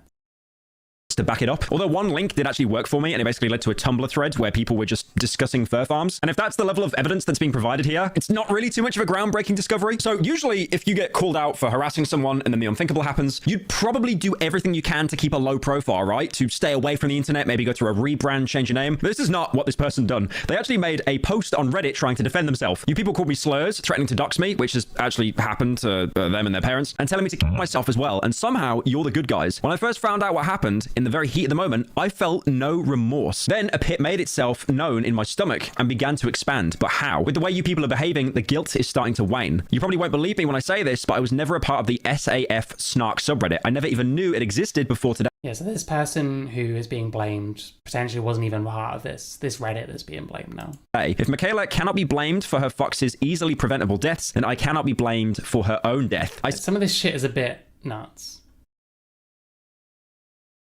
At the same time, I'm just... To go after, like, platforms where people can criticize other people just seems crazy to me. And the kind of stuff I've seen, like, ending it over that kind of thing and not just getting on with it, there was probably other stuff going on, you know.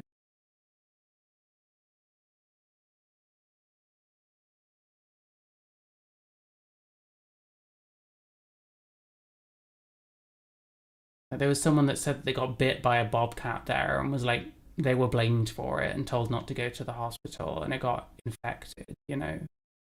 I don't know the truth on that kind of thing. But people had issues, you know.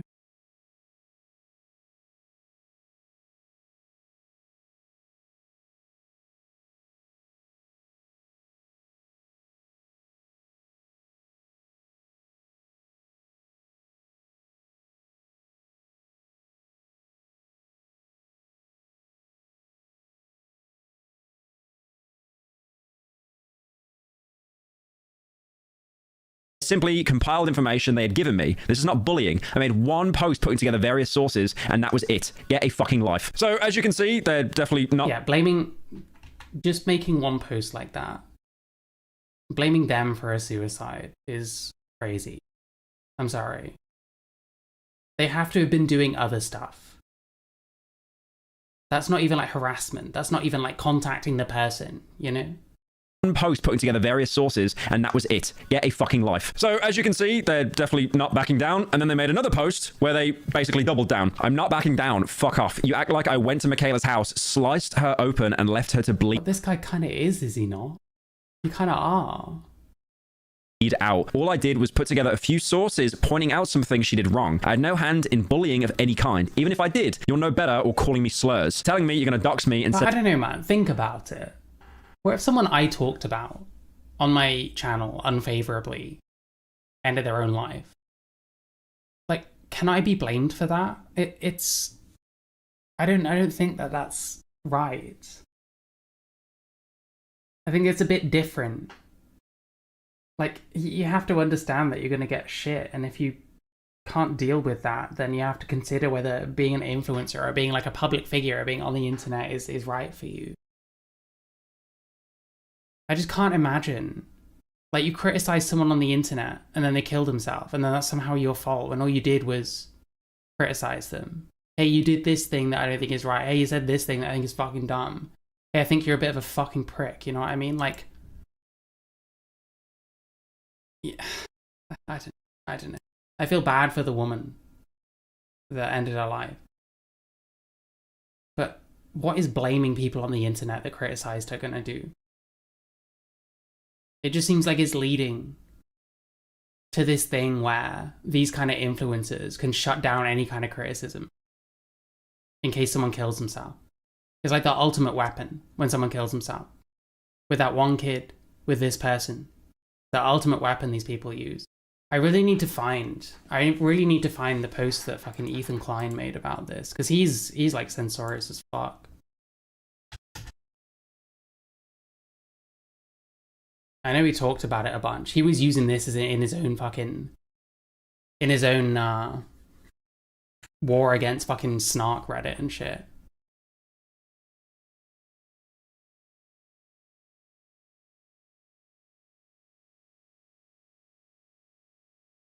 I know he was posting about it.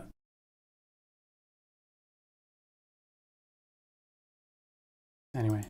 Sending me instructions on how to kill myself. Now, one thing this person did was try to wipe pretty much any social media they had as quickly as possible. Twitter, Blue Sky, Fair Affinity, it's all gone. And most of it now is only really accessible through web archives. Now, I think the way that this person responded to being accused was incredibly immature, just vindictive, and it's almost like they're trying to make themselves a victim instead of Michaela. You know, like using that gruesome detail about like, you know, it's like I sliced her out. Like this is someone that's taken their own life. Like, do you really think it's a good idea to be using that kind of verbiage? Now, one thing I have noticed on the internet. Okay, so we language police instead of being like, people should chill the fuck out a bit. Probably shouldn't just assume that it was this person. Probably shouldn't blame people that just criticize someone. Like, we don't have anything to say about that. We don't have anything to say about that. Internet is when you're hated enough or you don't have any kind of respect, people can just run with things with basically next to no proof apart from maybe a screenshot, and people will take that as gospel. That is exactly what is happening with this individual now, because I've seen some crazy things, like for example claims that they've been into zoophilia, with some screenshots floating around about how they wanted to, like, you know, do things with their cat, but they're fighting the, like, really crazy stuff. The only backing I can even see is like a single Discord screenshot, and that's it. An image that could very easily be edited. Again, even though this person is probably the Okay, so people saying crazy shit with no evidence. Okay, wow. Should that be a crime? single most hated person on the internet right now, I do think at the same time, basically anything can be said. How the fuck is the internet going to function if everyone's just too busy suing each other for this thing or that thing that technically didn't have any evidence behind it? You know what I mean?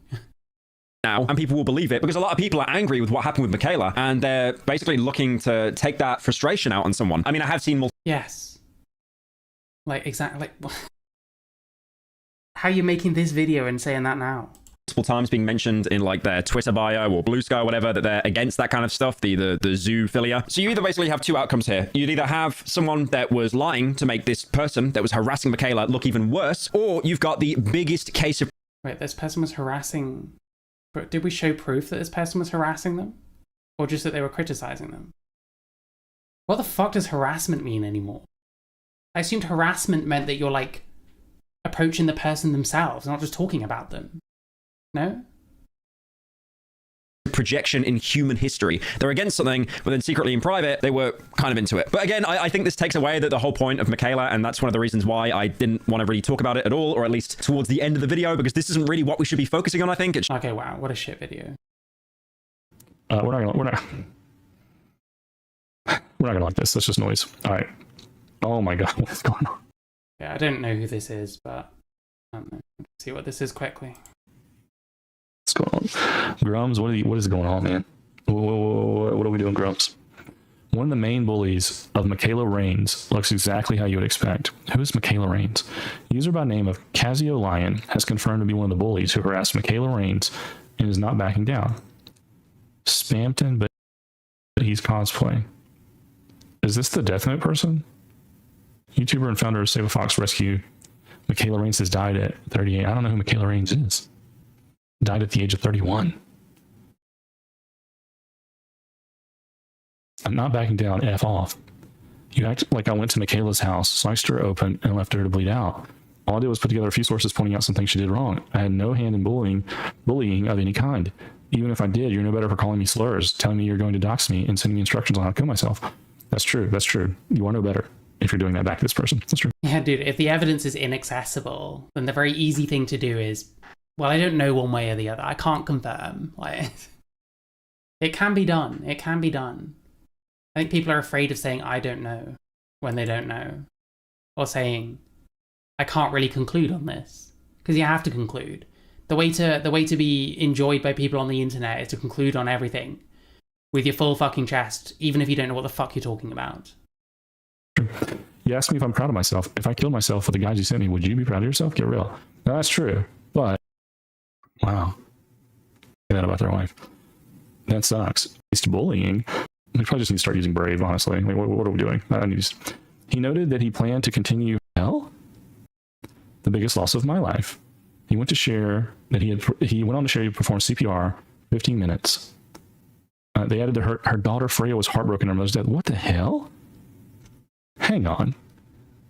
We have suffered a loss that is unimaginable. Michaela was truly the most amazing and inspiring individual I've ever known, and not having her makes ads. All right, so we're not going to read more into this, but here's the deal. She had an Audi. Rest in peace, girl. So she has a daughter. She's famous, apparently. So probably doing pretty well. She has a husband. She kills herself because of her close friends were mad at her. So the questions I ask are, what were they mad at her about? Were they really close friends? Like people... Oh, there were people that... I think there were people that ran other shelters that had some concerns about like practices or something. I'm trying to remember. Like, this happened a while ago. There's all shit that I'm kind of putting together because I'm seeing the patterns, you know. Like, she grew up with and she's known for 20 years. Or the internet friends. Not real. I don't care how much you talk to them. Just don't consider them very real, okay? Not real enough to take your own life. And then, two, I would think that in most cases, when you get married and you have a kid, your level of what other people think should go down by a lot. And then Yeah. by the time you hit like 40, 35 to 40, it goes down a whole lot. A whole lot it goes down. And that may have been a catalyst, but health issues going on. Widower, that sucks. But yeah, this also is not very helpful, Grums. Do you know what also is weird? Who's saying that people saying this kind of shit? Oh, this person bullied her. One of the main bullies. Well, what's the evidence for that? Does that mean if this person kills himself, we should blame fucking Grums and fucking Culture Base? This also is not very helpful to spam, but I know that you're going to get a lot of likes and views, so I get it, dude. You're just doing the thing. I get it. But wow. I mean, I was going to say, it's rough, but there's no way an online troll is the reason a mother/wife killed herself. It does seem crazy. Yeah, I don't know. It's okay when these people say stuff. Like, where's their evidence for this? They're the main bully? Hang on. So I just looked it up. There was one more thing I kind of wanted to show quickly, and I'll probably stop soon.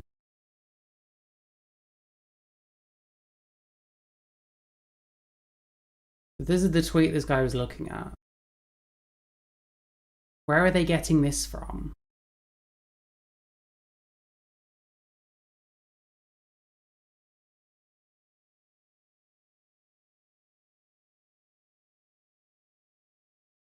Is it just this Dexerto source? Because this is just... That's their YouTube channel and that's their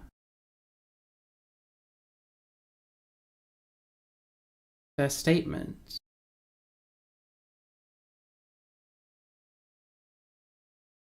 People saying, oh, I haven't seen any doxing or death threats to this person. Well, what evidence is there that this person bullied them? Like, why are we outing this person? Like, for what reason? They wrote this. They said some kind of insensitive things. But all they're saying is that they wrote a list of something.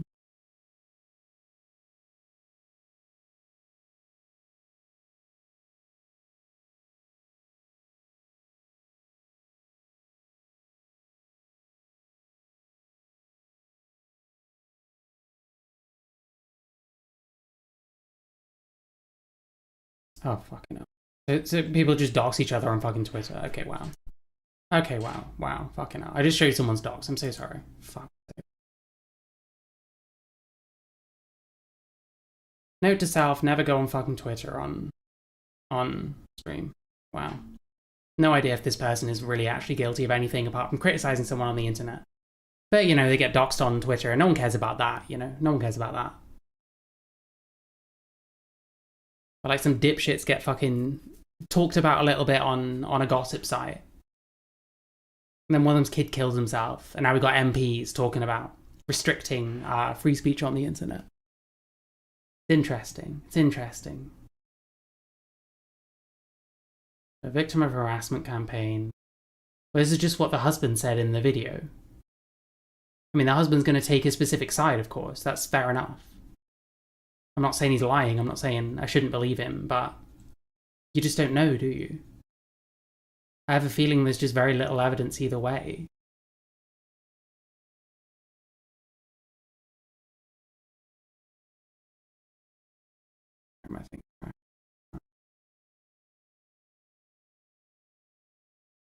Yeah, I don't know. It's very sad, and it sucks that people are using it this way. I don't see enough evidence to go after like subreddits and go after people, like specific people, and like dox them and shit. I don't see enough to go on. And I guess I'll have a look more in my own time just to kind of cross things off. There was someone else who talked about this who happens to be an unprincipled fucking cuck loser. Well, Destiny, you know what's interesting about him? So he made a video about this, saying snark culture must end now. Apparently he didn't quite go as far as to come down the same way someone like Ethan did. That we need to go after all these like subreddits and all this kind of shit. But he knows a thing or two about like people weaponizing death in order to try and bring down like a social media platform, to try and like restrict free speech. Because he's talked about it himself in the past. Such as when Keffals did it, trying to get Kiwi farms taken down. Chloe Segal was known originally as an indie gamer developer who worked on small indie titles such as Homesick and Supernova vs. the Dinosaurs. Her first dip into internet notoriety, however, would come from starting a donation drive on Indiegogo in April of 2013. According to Eurogamer, Segal lied about contracting metal poisoning after a car accident in order to raise funds for sex reassignment surgery. Her quote, "My time frame for surviving this is lowered from a few years to a few months with loss of many basic functions due to arrive prior to my passing. I don't have time to futz with the system. Right now, I just need to get this thing out of me. I'm a strong and independent woman. I can handle almost anything myself, but I'm setting this aside because I do not suffer from depression, various medication. Well, that's the thing. Like, I'm sure the hate on the internet didn't help. And there's always the question, like, is content creation right for you? I mean, what's weird is, like, the people criticizing her, like, that person that we looked at seemed quite kind of dogmatic. And it's like, oh, this person is an animal abuser because of some stuff that I guess was not done properly, in their opinion. I don't really know the truth on that. But it's like, it's being handled the same way. Okay, that person automatically is one of the main bullies that caused her to do it. It's like, it's way too much, you know? want to die from this. I have never wanted to resort to just donations as opposed to asking for donations from people who've enjoyed my work, but it's clear that this is the best option I have right now. There was no metal poisoning and there was no car accident. Alistar Pinsoff, a writer for Destructoid, originally written an... Wait, I need the context for this. I don't know if you remember Keffals trying to get Kiwi farms taken down. She lied a shit ton, and it's all kind of known now. And one of the main lies was that they drove 3 people to suicide. And Destiny, back when I guess he cared about this kind of shit and wasn't a fucking loser, kind of outed that this wasn't true. I remember, so the first one they mention is this Chloe Sagal woman, a trans woman. I remember this happening. Like, I knew who she was, because like back when I was like pre-trans, I used to like look up like weird trans people on Encyclopedia Dramatica. No, I don't know why I was doing that kind of thing. I was like fucking 23, 24. You know, a long time ago. But this Chloe Sagal person, it was nothing to do with Kiwi farms. They were on Kiwi farms and people like made fun of her and shit. But this person was like recently homeless, extremely mentally ill. They went into a public park in like Portland or wherever it was. And they read some kind of manifesto about like access to mental health care and stuff and like homelessness. And then she set fire to herself. I remember this. I read about this at the time. It kind of resonated with me in some ways. Maybe something to do with being a fellow mentally ill trans person. I don't know.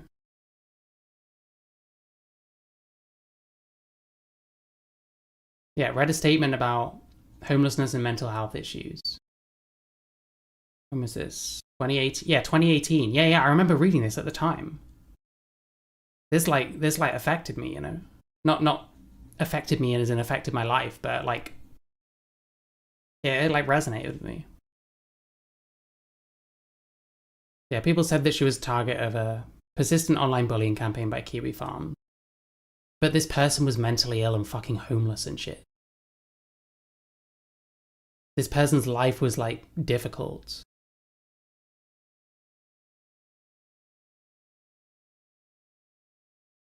And we're describing it, you know, it's not like I like Kiwi Farms or whatever.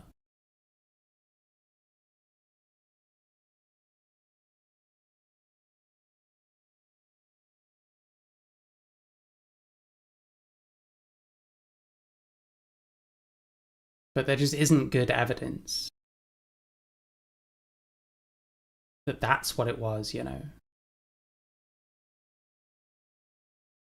It's just rhetoric. There was another person whose life was also completely fucked up, and we blame that person. I guess we'll just kind of play this. That she's levied against the forum are unsubstantiated at best or outright lies at worst. One of the largest reasons she's been able to garner so much support for hashtag drop Kiwi Farms is because Kiwi Farms is often blamed for driving as many as 3 different individuals to suicide. This claim has been uncritically echoed by the Washington Post, Gizmodo, Insider, Daily Dot, NPR, Forward Vice, and NBC News, among many, many other sites. Before we go too much farther, let's give some thoughtful analysis to the suicides Sorrenti et al. Attributes to Kiwi Farms. It's important to note that none of the additional information I'm about to provide is an attempt at character assassination. It's done solely for the purpose to further understand the Sorrenti is Clara Sorrenti, by the way. That's Keffel's real name. Whereas this is slightly too fast. Deeply unfortunate and complex circumstances that may eventually lead to suicide. This is done in order to shed light on the reality behind the claims made by Sorrenti et al. If you or anyone you know struggles with self-harm or suicidal ideation, please make use of resources available to help. This archive site's being real slow today, guys. Oh, this was that one cringe tweet that she made. We did it, Nier. I hope your soul can rest. I think she got like 30,000 likes on the time reading about this stupid shit. I'll say Seagal.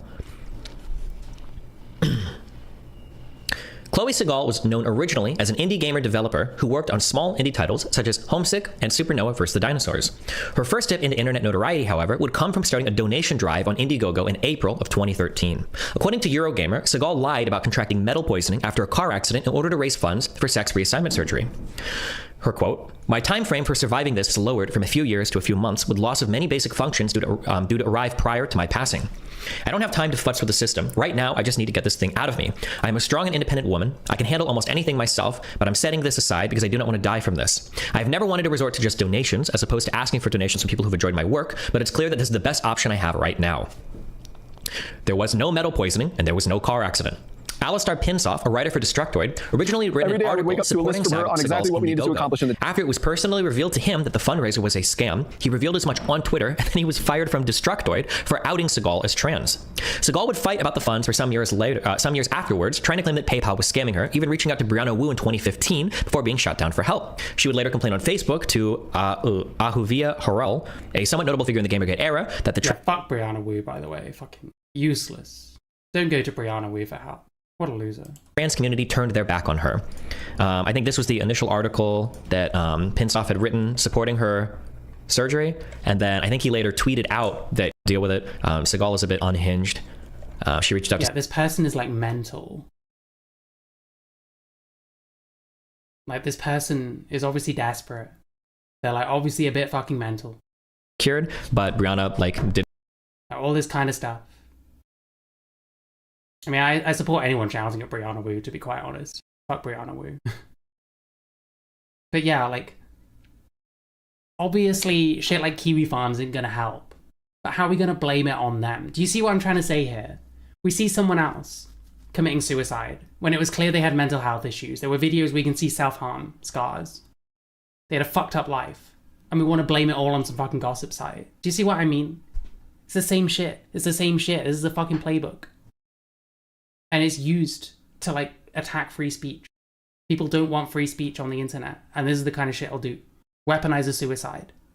That it's not really fair to blame conclusively on people being mean on the internet. Like, that's just crazy. The same with this Michaela Raines woman. Probably didn't help. Had mental health issues. Other stuff going on. The shit on the internet, on Reddit or whatever, probably didn't help. But it's pretty insane to conclude that it was because of all this shit. And there's nothing else going on. Do you know what I mean? Like, and to use that kind of shit to try and restrict freedom of speech and restrict people's ability, especially to, like, criticize, like, well-known people, like, celebrities and influencers and shit. And the case is being made by, like, famous people who get to go on fucking live TV and put their side across with no pushback. It's fucking ghoulish to me. I hate it. Didn't want to deal with it. Segal is a bit unhinged. She reached out to somebody else as well, who was also a bit unhinged, but On June 16th, 2018, Segal would be taken to the police station after a wellness check had been called on her. Officers found her with a machete when they arrived, but they were able to defuse the situation before taking her to Unity Center for Behavioral Health in an ambulance, where she was released shortly after. On the morning of June 19th, 2018, Segal limped out of her Portland apartment on crutches, making her way to a nearby park. Once there, she read a statement about her struggle with homeless and mental health issues before covering herself in gasoline and setting herself on fire. Her suicide note was published by a close friend of hers, Jasmine Barlow, which read, "My death cannot be silent. It has to be loud and political. My entire life, my experience, my education has led up to this moment. I can only expect trauma and death for my existence." It added at the end, "Whoever needs my van and the things in it should have it." Despite the fact that harassment by Kiwi Farms was not mentioned in the suicide note and does not appear to have played a crucial role in Segal's suicide, the Oregonian, the Daily Dot, and Variety all mention Kiwi Farms extensively. Segal had an active Kiwi Farms thread from April 27th, 2015 to December 12th, 2017, with the thread dying 8 months before her suicide. Segal had attempted suicide once before in May of 2013 on her Twitch stream, and she threatened again in Twitter messages to another online figure, Zania Jones, in January of 2015. This was a thread post that she'd made on these forums talking about how she was going to go live on Twitch and I think eat a bunch of pills to commit suicide. Where was the post? Was it the one up top? Oh, this is her posting, "I'm scared, just let me die in peace." And I think she tried to stream this to Twitch. And then this is Zania Jones posting DMs of Chloe saying that she's planning on committing suicide. And I think she threatens her as well, either in here or another one. But both of these attempts occurred before any... By the way, it's the same thing, by the way. So this person wasn't famous, like, careful. No one knows who the fuck that person is.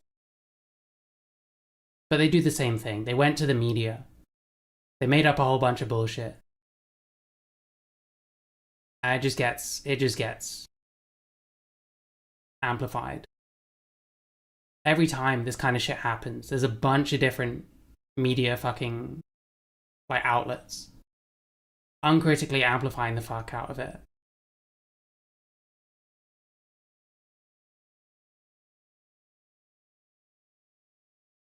Like the waking up with an assault rifle pointed at her, complete lie. Computers seized. They're just like given back, but she need money to replace all this shit apparently. Did they mention the suicides here? They were pushing this whole thing a lot.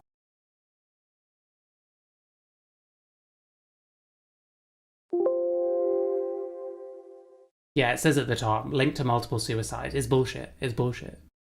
Not true. At least 3 suicides have been linked to it. They just repeat this shit. It's fucking nuts. This is how you do it. You just need a sob story about some suicide. And there to be like tangential fucking evidence that they were mentioned and then they ended their life. That's all you need. It's crazy. It needs like, people don't push back on this shit. They need to. Like, this should piss everyone off. I don't know, man. Drives me insane. Anyway. Any Kiwi Farms thread was ever made about her. When asked what Segal was like by a journalist, a close friend of hers described as much. For most of her life, she dealt with abuse and depression, sensory hell, and executive dysfunction from autism, chronic pain and seizures that I'm not sure ever even got fully diagnosed. In the hardest times, she needed full-time care and support, and I didn't have the resources to provide that. The state didn't seem to either. She'd spent time in inpatient psych care, and they treated her like trash. They had OHP and SNAP, but the system really isn't accessible, so she couldn't get the diagnosis she needed for treatment. Regarding suicide, it was constantly on her mind. This is the worst thing. Like, some of this shit is like relatable. It's like scary to listen to. Like, would people weaponize, like, you know, if I ended up this way, I'm not going to, but if I did, would that get weaponized because someone was mean about me? Jesus. Even attempted once live on streaming video, which is a reference to the Twitch thing above. She attempted while living with me. It was a constant shadow over her art. One must conclude that Segal's suicide was likely the culmination of abuse, mental illness, and homelessness suffered throughout her life. A prior partner who dated her for 2 years confirmed as much on Twitter, echoing that her suicide note specifically referenced systemic struggles with maintaining a home and adequate mental health care with low income being the reason she killed herself to send a message. The claim or implication that Segal's suicide was driven solely or primarily from Kiwi Farms harassment is unsubstantiated, insensitive, and irresponsible, and it completely trivializes and erases the political statement she aimed to achieve with her suicide. This leaves 2. I think this was her. This is true. She was talking about like mental health and like and homelessness and stuff. And her enduring legacy is, oh, people were mean about her on Kiwi Farms. Like, that's kind of fucked. No, that's kind of fucked. A previous partner of 2 years tweeting out about this. Oh, I should have opened this in advance. Fuck these archive links. they actually might be, oh, never mind, I shouldn't say that, but they could be. I'll wait for this. The Chloe Segal person, like, she was homeless for a large amount of her life. She had huge mental illness issues. Not like, oh, XD, I'm quirky autistic, but like super, like needed, like this person said, needed full-time care. And then the extra sad thing is she is literally writing a suicide note calling out issues relating to homelessness and mental illness and not getting the proper care from the state. These are really big deals that if you know people that have special needs, they struggle with these things sometimes. The idea that her suicide is being hijacked and used as like, this is what happens when Kiwi Farms posts threats on people is pretty fucked up. That leaves to Julie Terryberry. I'm skipping through because it's quite long. Julie Terryberry. Yeah, this Julie Terryberry person, her life was fucked up as well. Was a young 19-year-old woman who documented many of her thoughts and much of her life on a publicly viewable OkCupid profile. Terryberry claimed to be dealing with depression, ADHD, autism, Asperger's, anxiety, and suicidality. She lived in a furnace room in her house, complained about ants, and posted pictures that resembled those of a hoarder. I know way more about this person's life and FetLife than I ever wanted to, but you can see her post on Facebook where she talks about how fucked her entire living situation is.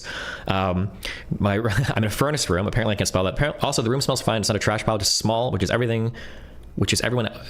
Fuck, she typos so much. I can't read her shit. It's going to drive me fucking crazy. It's official. I have ants in the room. Grandma says we have to move the box of food out of the room and spray everything. So of course, annoying moving shit around. The fairness.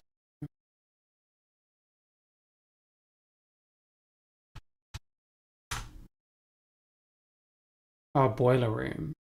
Utility cupboard. Like, Jesus. That doesn't sound pleasant, does it? Got that making fucking racket all day. Probably hot, stuffy. Not often very well ventilated. But sure, it was because some people were mean about her on the internet. Sure. This is like a picture of like the room that she lives in. Is there a point to this picture, or is it just a messy room? Is there a point to this comment, or is it just being a bitch? By 18, she'd already had 7 cavities from drinking too much orange juice and neglecting her dental health. So I'm back from the dentist, surprise, I have 7 cavities. Recommended that I stop drinking so much juice because that's part of the problem. They want me in for follow-up, which I should have had last time, but as I have said, since Christmas I was worrying about having the money. But yeah, this person's life is fucked. She'd written about her brother attempting to sexually assault her when she was 11 years old. She mentioned catching that same brother watching bestiality rape porn on the computer. She detailed her uncle shooting up heroin and trying to show her his penis, and that she'd made out with her stepsister when she was very young. It doesn't help that I was young when my earliest memories is catching my brother on the computer watching porn, a woman being mounted by a dog and trying to get away, and a ring of girls all shoving things in their asses, and the girls raping one another's asses with shampoo and licking it afterwards. I was too young to know what to say, but I remember it, and I remember trying to find one of the videos later on in life. This memory is unclear, but our uncle was babysitting us and came up to my room to shoot heroin in his leg and showed me his penis. I ran away and fell down the stairs, and mommy came home, but I don't remember anything else. A couple years later, I go to live with my father and stepmom, who has 2 daughters who visit. I once made out with my stepsister Victoria, again very young, and he wrote it in my diary, but we're caught and it never happened again. She also spoke about her experiences with multiple older masters who would teach her BDSM on an online dating app, IMVU, with one of them actually being arrested due to his conduct. Then I found the site IMVU. I threw my love of dress-up games, and that's when I met Doms and learned of what I am or could be. I was taught by several men. My first master was perfect, but eventually we stopped speaking. Then I found others, but I couldn't be with everyone forever, and I was getting slutty and more cocky and slowly becoming myself. Keep in mind, she's writing this, I believe she's 18 years old for this. I had an online boyfriend named Nick. He looked shiny on camera and he loved my ass. Then there was this other Nick. He was 23 and could suck his own cock. I wanted to meet him. I didn't care about the risk. I had no feeling in me. I would have loved if he raped and killed me. I just didn't care, but I wasn't good at being silent, and he was caught and sent to jail. And as empty as I was, I got emptier. As I got older, I still acted slutty online. I needed to and got into bondage and had a master I saw on IMVU. He was my everything. Then my internet was restricted and my memory grows fuzzy, lost contact with the BF, broke up, sort of had a girlfriend, lost her, blah, blah, blah. Someone said, Mama Max, but damn Go Obsessed made a video about IMVU because it's fucking swarming with pedophiles. Yeah, maybe. Terryberry would eventually begin dating Mike. So I want to be fully transparent here. I've gone painstakingly through all of the pronouns in all of this document to make sure, like, near, for instance, goes by they, them.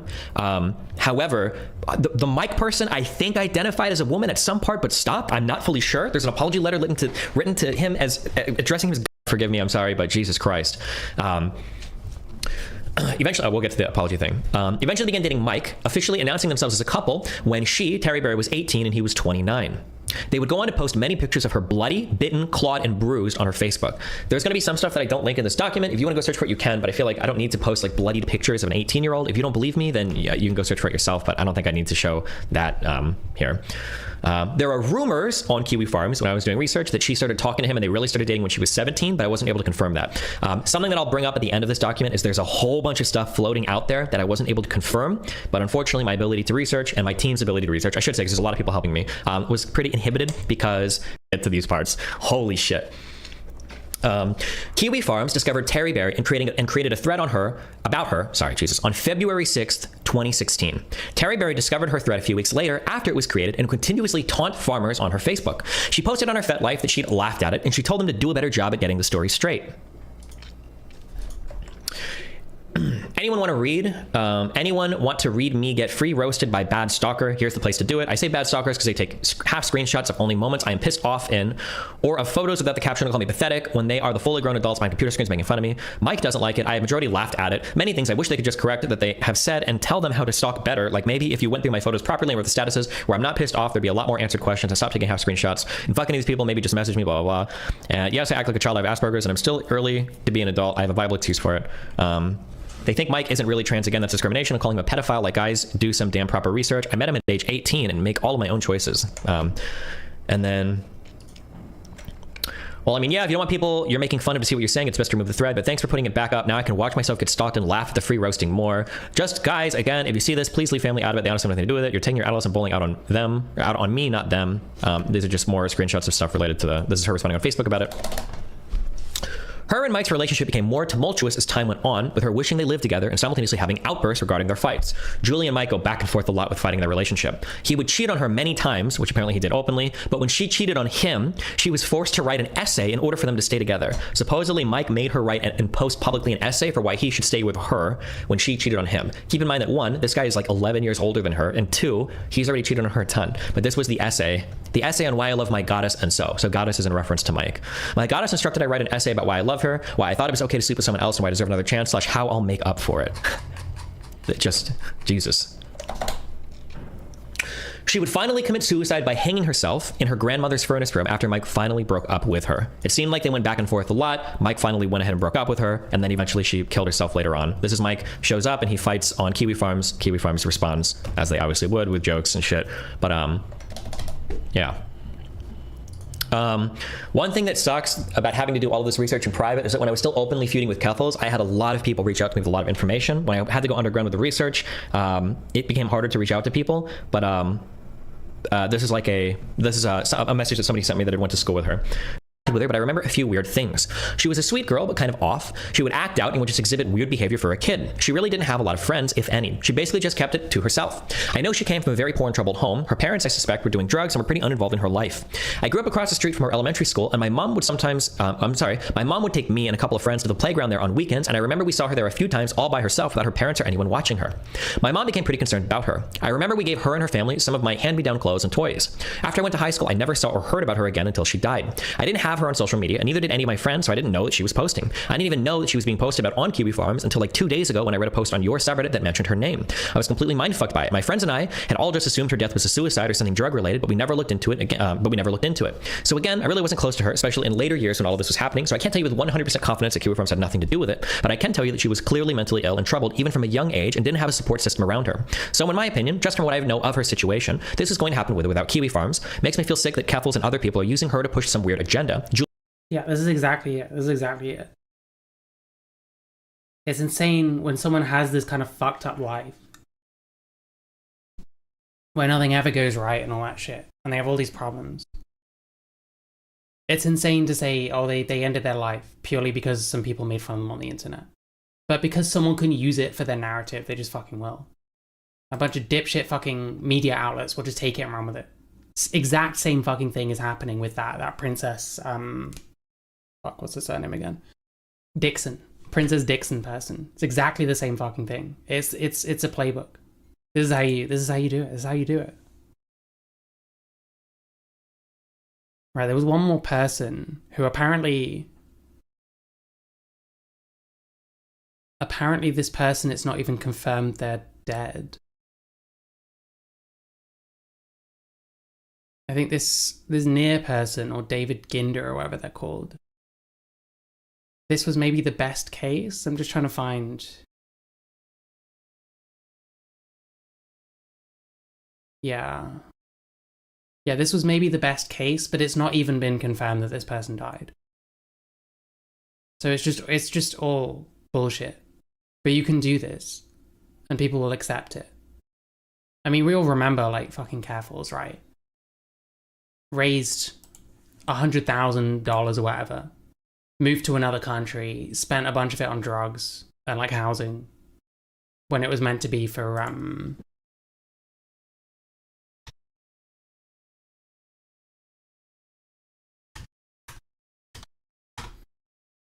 it was meant to be for dropping kiwi farms.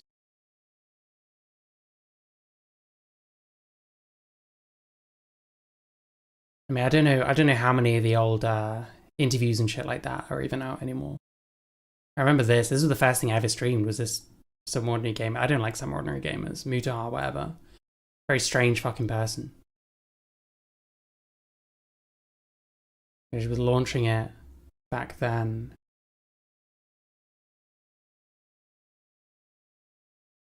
And it gets... She talks like a fucking spastic as well. Maybe I can't talk, I don't know.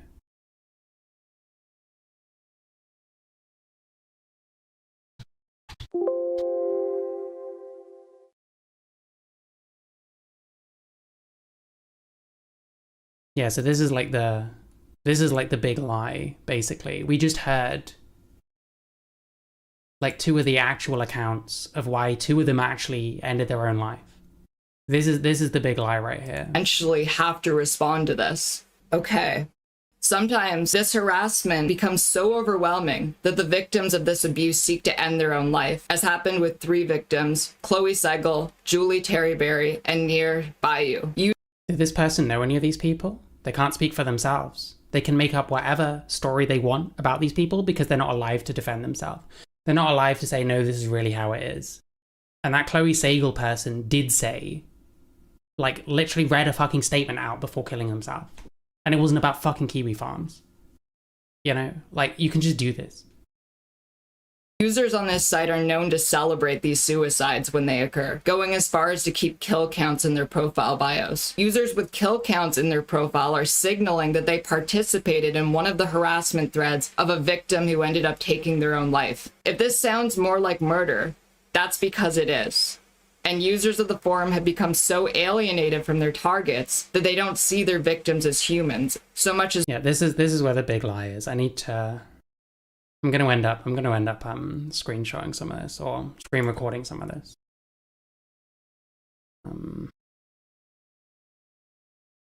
That's all right. I know I can find this now. That's like the big lie that I'm interested in with it. And people accepted it. People hate kiwi farms and have good reason to be honest. So they accepted it.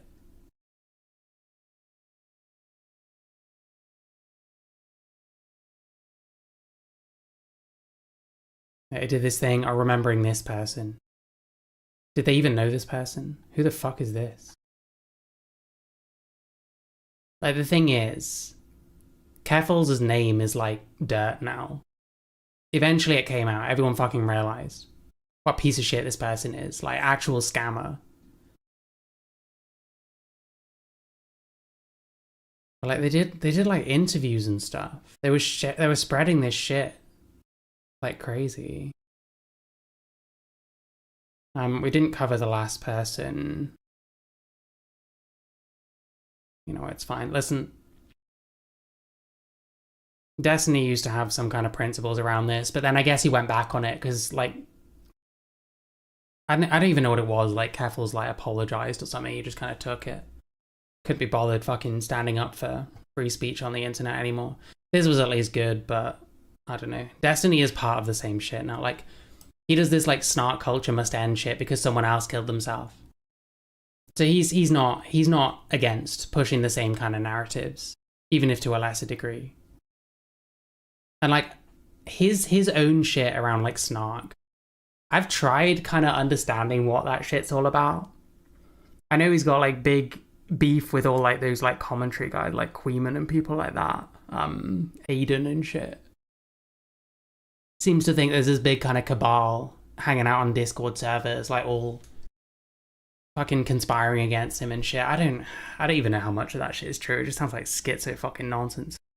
If I can find anything that actually sums this shit up in a semi-understandable way, so I don't just have to listen to him fucking rant on and on for fucking hours and hours and hours about shit that just sounds like nonsense to me, then maybe I'll consider it. Otherwise, I'm just pretty much using this to confirm that people have been doing this shit for a long time and that he does it too and he's a fucking cuck. That's about all I have to say about Destiny.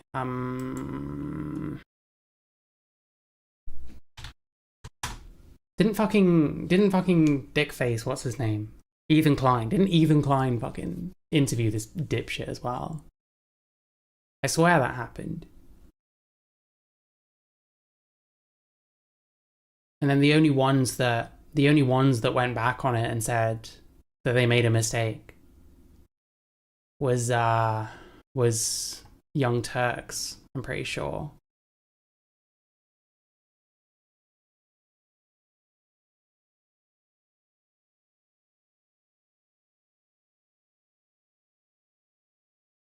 I don't even know where to find it now. She interviewed Chris Chan. Jesus Christ. I swear this person did a bunch of YouTube interviews and that.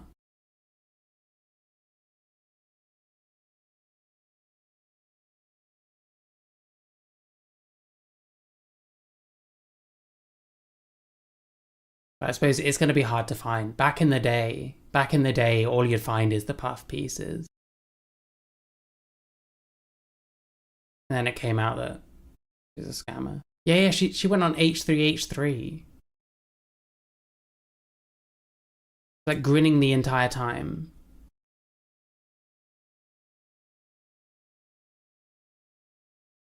Impersonated me in an email. Talking about being impersonated with this weird grin on her face. It comes full circle. Because Ethan's about the same shit. Using that Saver Fox person. Pushing his own war against Reddit because he didn't like people being mean about him. So many of these influencers, they just don't like people being mean about them. So you use anything you can to try and shut down the avenues by which people are mean about you because you can't control them. It's fucking nasty. It's full circle, man. I'm telling you. I'm getting hot. I'm getting tired. I'm probably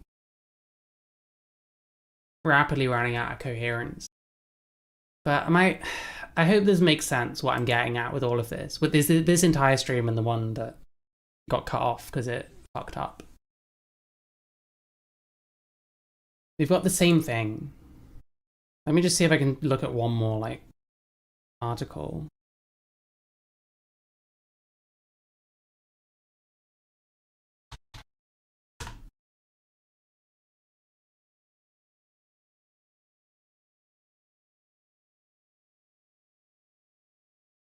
I was looking at one by the Mirror, but like, yeah.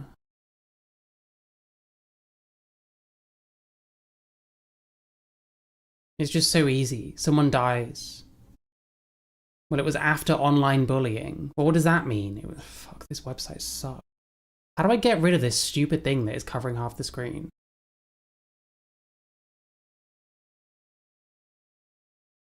Okay, no, I need this to cover most of the fucking screen. Of course I do. Of course I do. Of course I do. Wow.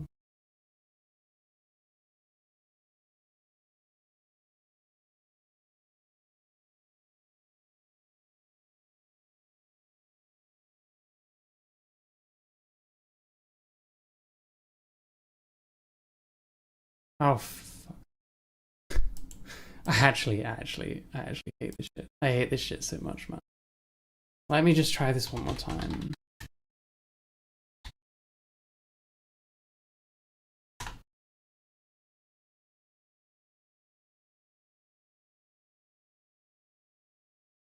Found dead after online bullying. She first entered the public eye aged 4. Very weird way of putting it. She didn't enter the public eye age 4. She was put into the public eye age 4 by her mother. But there's no way that could have possibly contributed to what she ended up doing, right? No possible way. You know, like child celebrities never get fucked up by it. No possible way, right? It's just nuts. So why aren't we considering her upbringing? Why are we just running with this narrative that it happened after online bullying, as if that's what caused it, and that's the only... And she was in supported accommodation. She wasn't with her mother. There's evidence of abuse. There's evidence... Well, we know that, like, she was, like, carting them all around, and, like, the life they had was extremely out there. The mother was extremely, what's the word? Irresponsible in a lot of ways.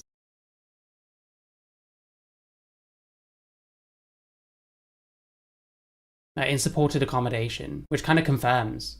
We talk about all these like lies that are told on these websites. Those people on Tattle Life were speculating that these kids were not with their mother. And it sounds like they were right, to be honest. It sounds like that was the case. Well, kids don't just get taken away from their mothers for no reason, you know? Inquest was open yesterday. Immediately suspended while police investigate the circumstances. And like this blinging up baby thing was fucking crazy. Like that just makes me think this kid was like an accessory to the mother. Again, can we blame online bullies with an upbringing like that? Do we not think about what else was going on?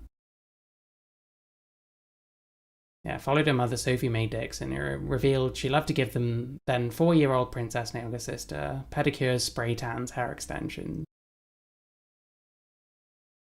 Princess's family were present at the opening of the inquest.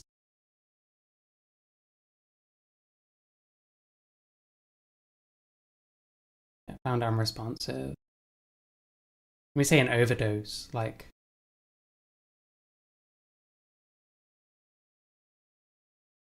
acute quetiapine, severe depression, bipolar disorder, and schizophrenia.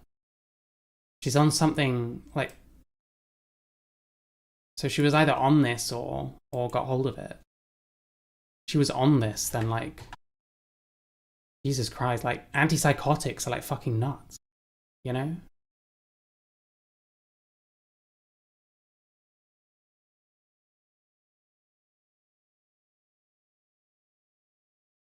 I guess is it even confirmed then that this was suspicious? Whether this was suicide, should I say? Could it have been accidental? It's hard to tell.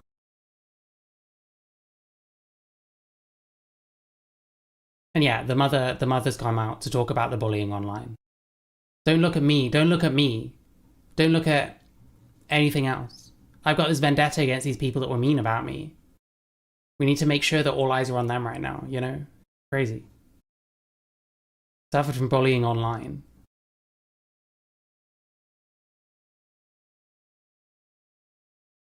So this article wasn't too bad, to be fair. But it's clear to me that the mother is, like, pointing fingers. Has given this kid an extremely unfortunate upbringing. Which kind of fucking helped. And that all isn't really what it seems, you know? And because of this, we're now trying to push back. Like, MPs are using this to say, we need to shut down this website. Well, do we give no bearing to the fact that she was on some, like, antipsychotic medication, that she had this upbringing, she had these, like, problems? Like, it's just crazy.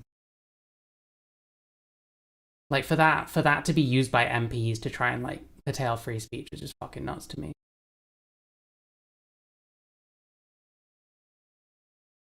Suicide warning for teens.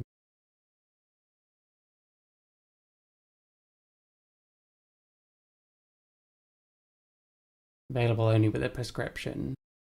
It's not clear whether it was hers or someone else's.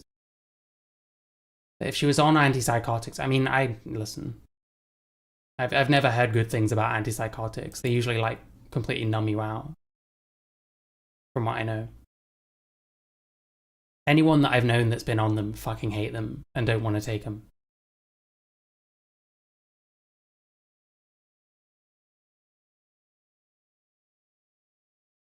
It's important to get medical advice. Sometimes be dangerous.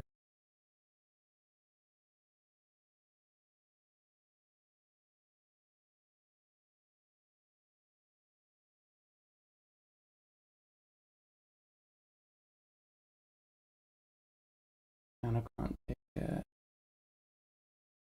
Not usually recommended for children and young people under the age of 18. She was 16. They may sometimes be given it under the supervision of a doctor. They must have really thought, assuming it was hers, they must have really thought that this was necessary, you know what I mean?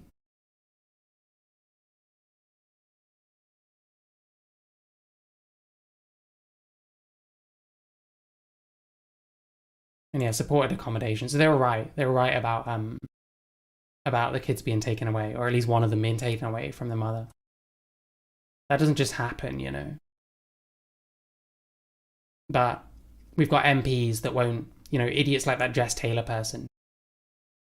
MPs that see someone dying and they can just use that, you know. We don't question what else might have contributed to this.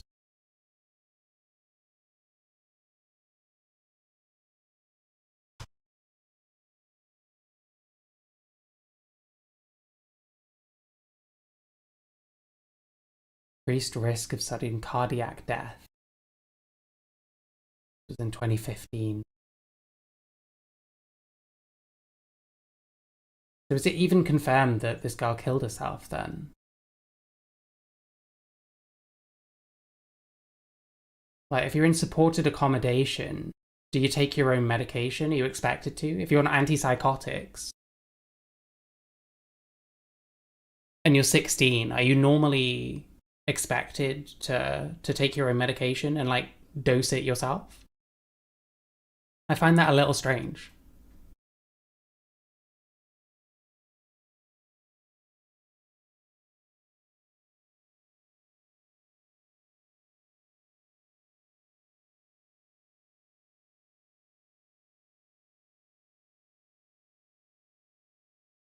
Black box warning. Higher risk of suicidal thoughts and behaviors in children.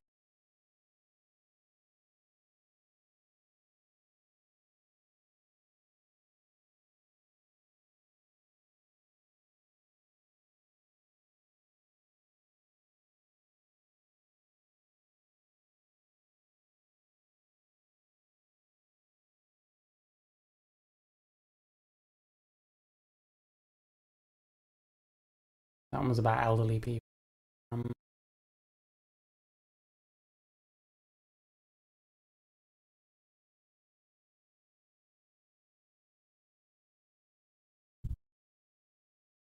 Oh, so this seems more general. The antidepressants increase the risk of suicidal thoughts and behavior in children, adolescents, and young adults in short-term studies. So I don't know if this means anything specific to quetiapine.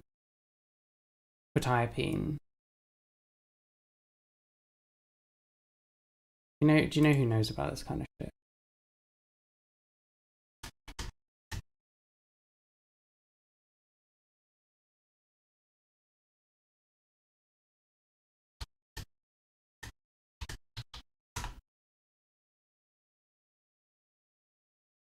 Yeah, I don't know if this is specific to this or it's a general label, but yeah, studies showing increased risk of suicidal thoughts behavior in children, adolescents, young adults. This girl was 16. Did not show an increase in risk patients over 24. Okay. Monitor closely for worsening, emergence of suicidal thoughts and behaviors.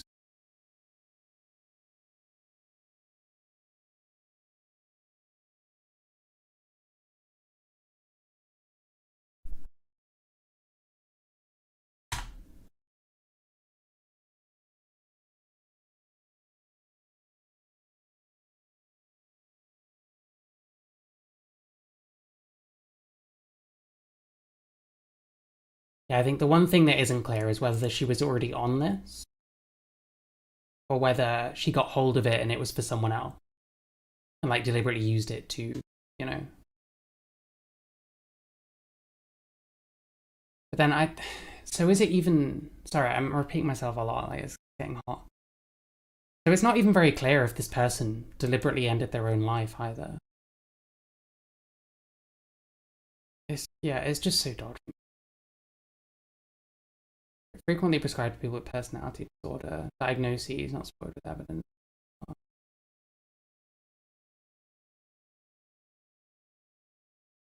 Self-harm rates were elevated compared to baseline rate in the month after quetiapine treatment was commenced.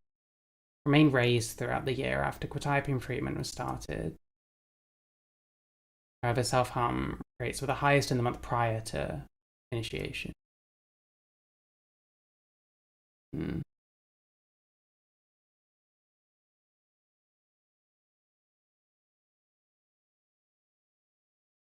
I think what it's getting at is it's probably prescribed to a lot of people that end up that are already like self-harming and stuff. You know, personality disorders like psychosis and stuff like that. May alleviate symptoms with personality disorder via effects on impulsivity and aggression.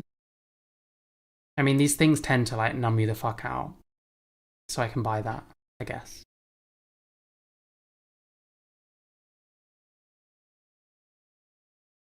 It's fine.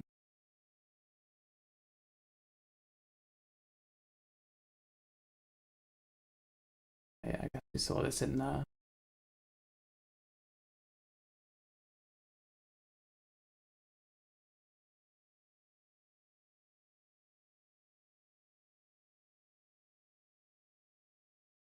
was not reduced to the baseline rate observed 12 months commencing treatment. Okay.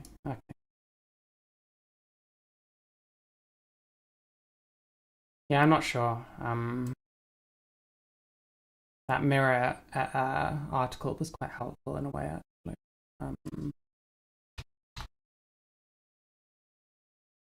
I need to screen cap that as well. Yeah, I think that's about it. Like, it's awful. Oh, so this is the partner of that Jessica Taylor woman who's also pushing this shit. Kills herself after she became the target of vicious trolls and sick tattle live. It's just ghoulish.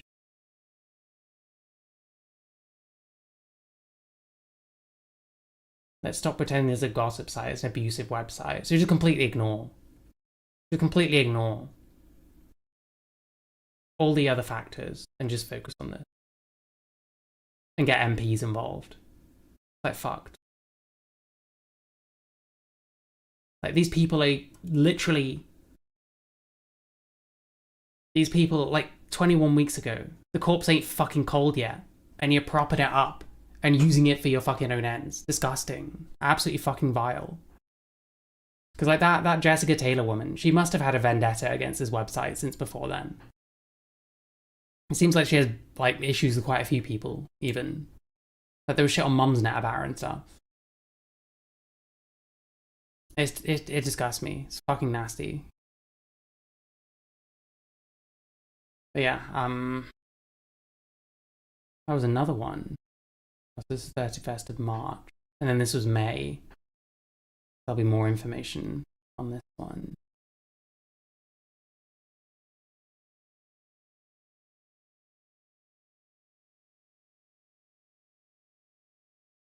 Oh yeah, and people pouring scorn over poignant photographs taken at the teenager's funeral. I saw the photographs.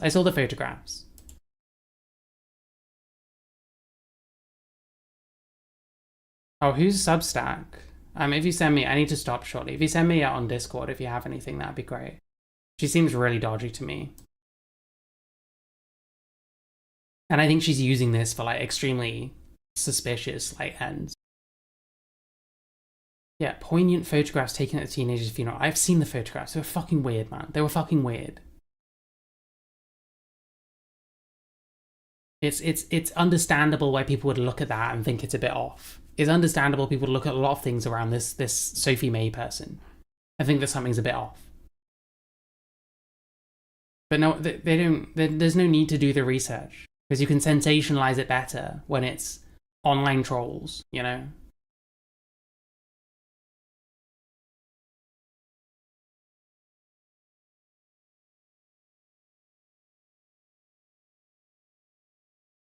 Like this. Like, it's weird. I'm sorry. This is fucking weird.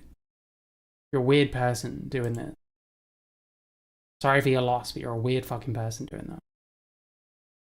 Okay, here we go. Dr. Jessica Taylor. Mixed in with the abuse were abusers claiming Tatterlife was the only place where a princess was ever cared for. They were devastated to have lost her. Same accounts claiming Princess Luxury was on drugs. I mean, you have to, like, dig through so much shit.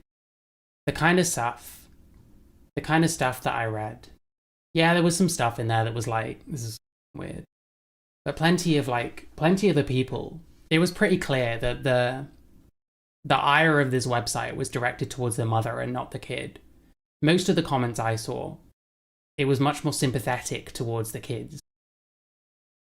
And it was shaming, like, the mother. And, you know, if what they're saying was true, then there was good reason to. And according to the Mirror, this kid was in care, like they were saying, you know? Anyway, I am running out of stuff, to be honest. I need to think about how I'm doing this. I need to think about, like, structure. Because it has to ultimately come back to the fact that it's become like a political, like, campaign supported by some very dodgy seeming people. Like, I started out with that GK Barry person who seems pretty weird in her own right, and she actually seems like the least fucked up person that I've come across whilst looking into this. She seems like the most innocent one, and she fucking doxed that guy, that website owner's parents on the BBC. It's like nuts. It's nuts. It's nuts.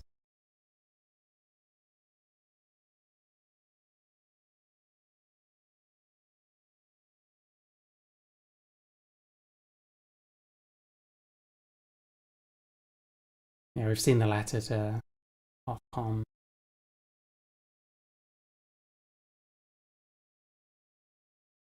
Grandmother requested. Well, it would make sense because she's been shit talking like family members.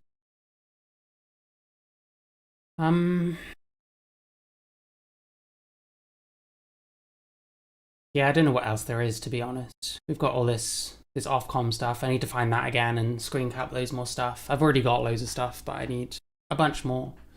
I can link in all the weird, like, Ethan Careful's other shit.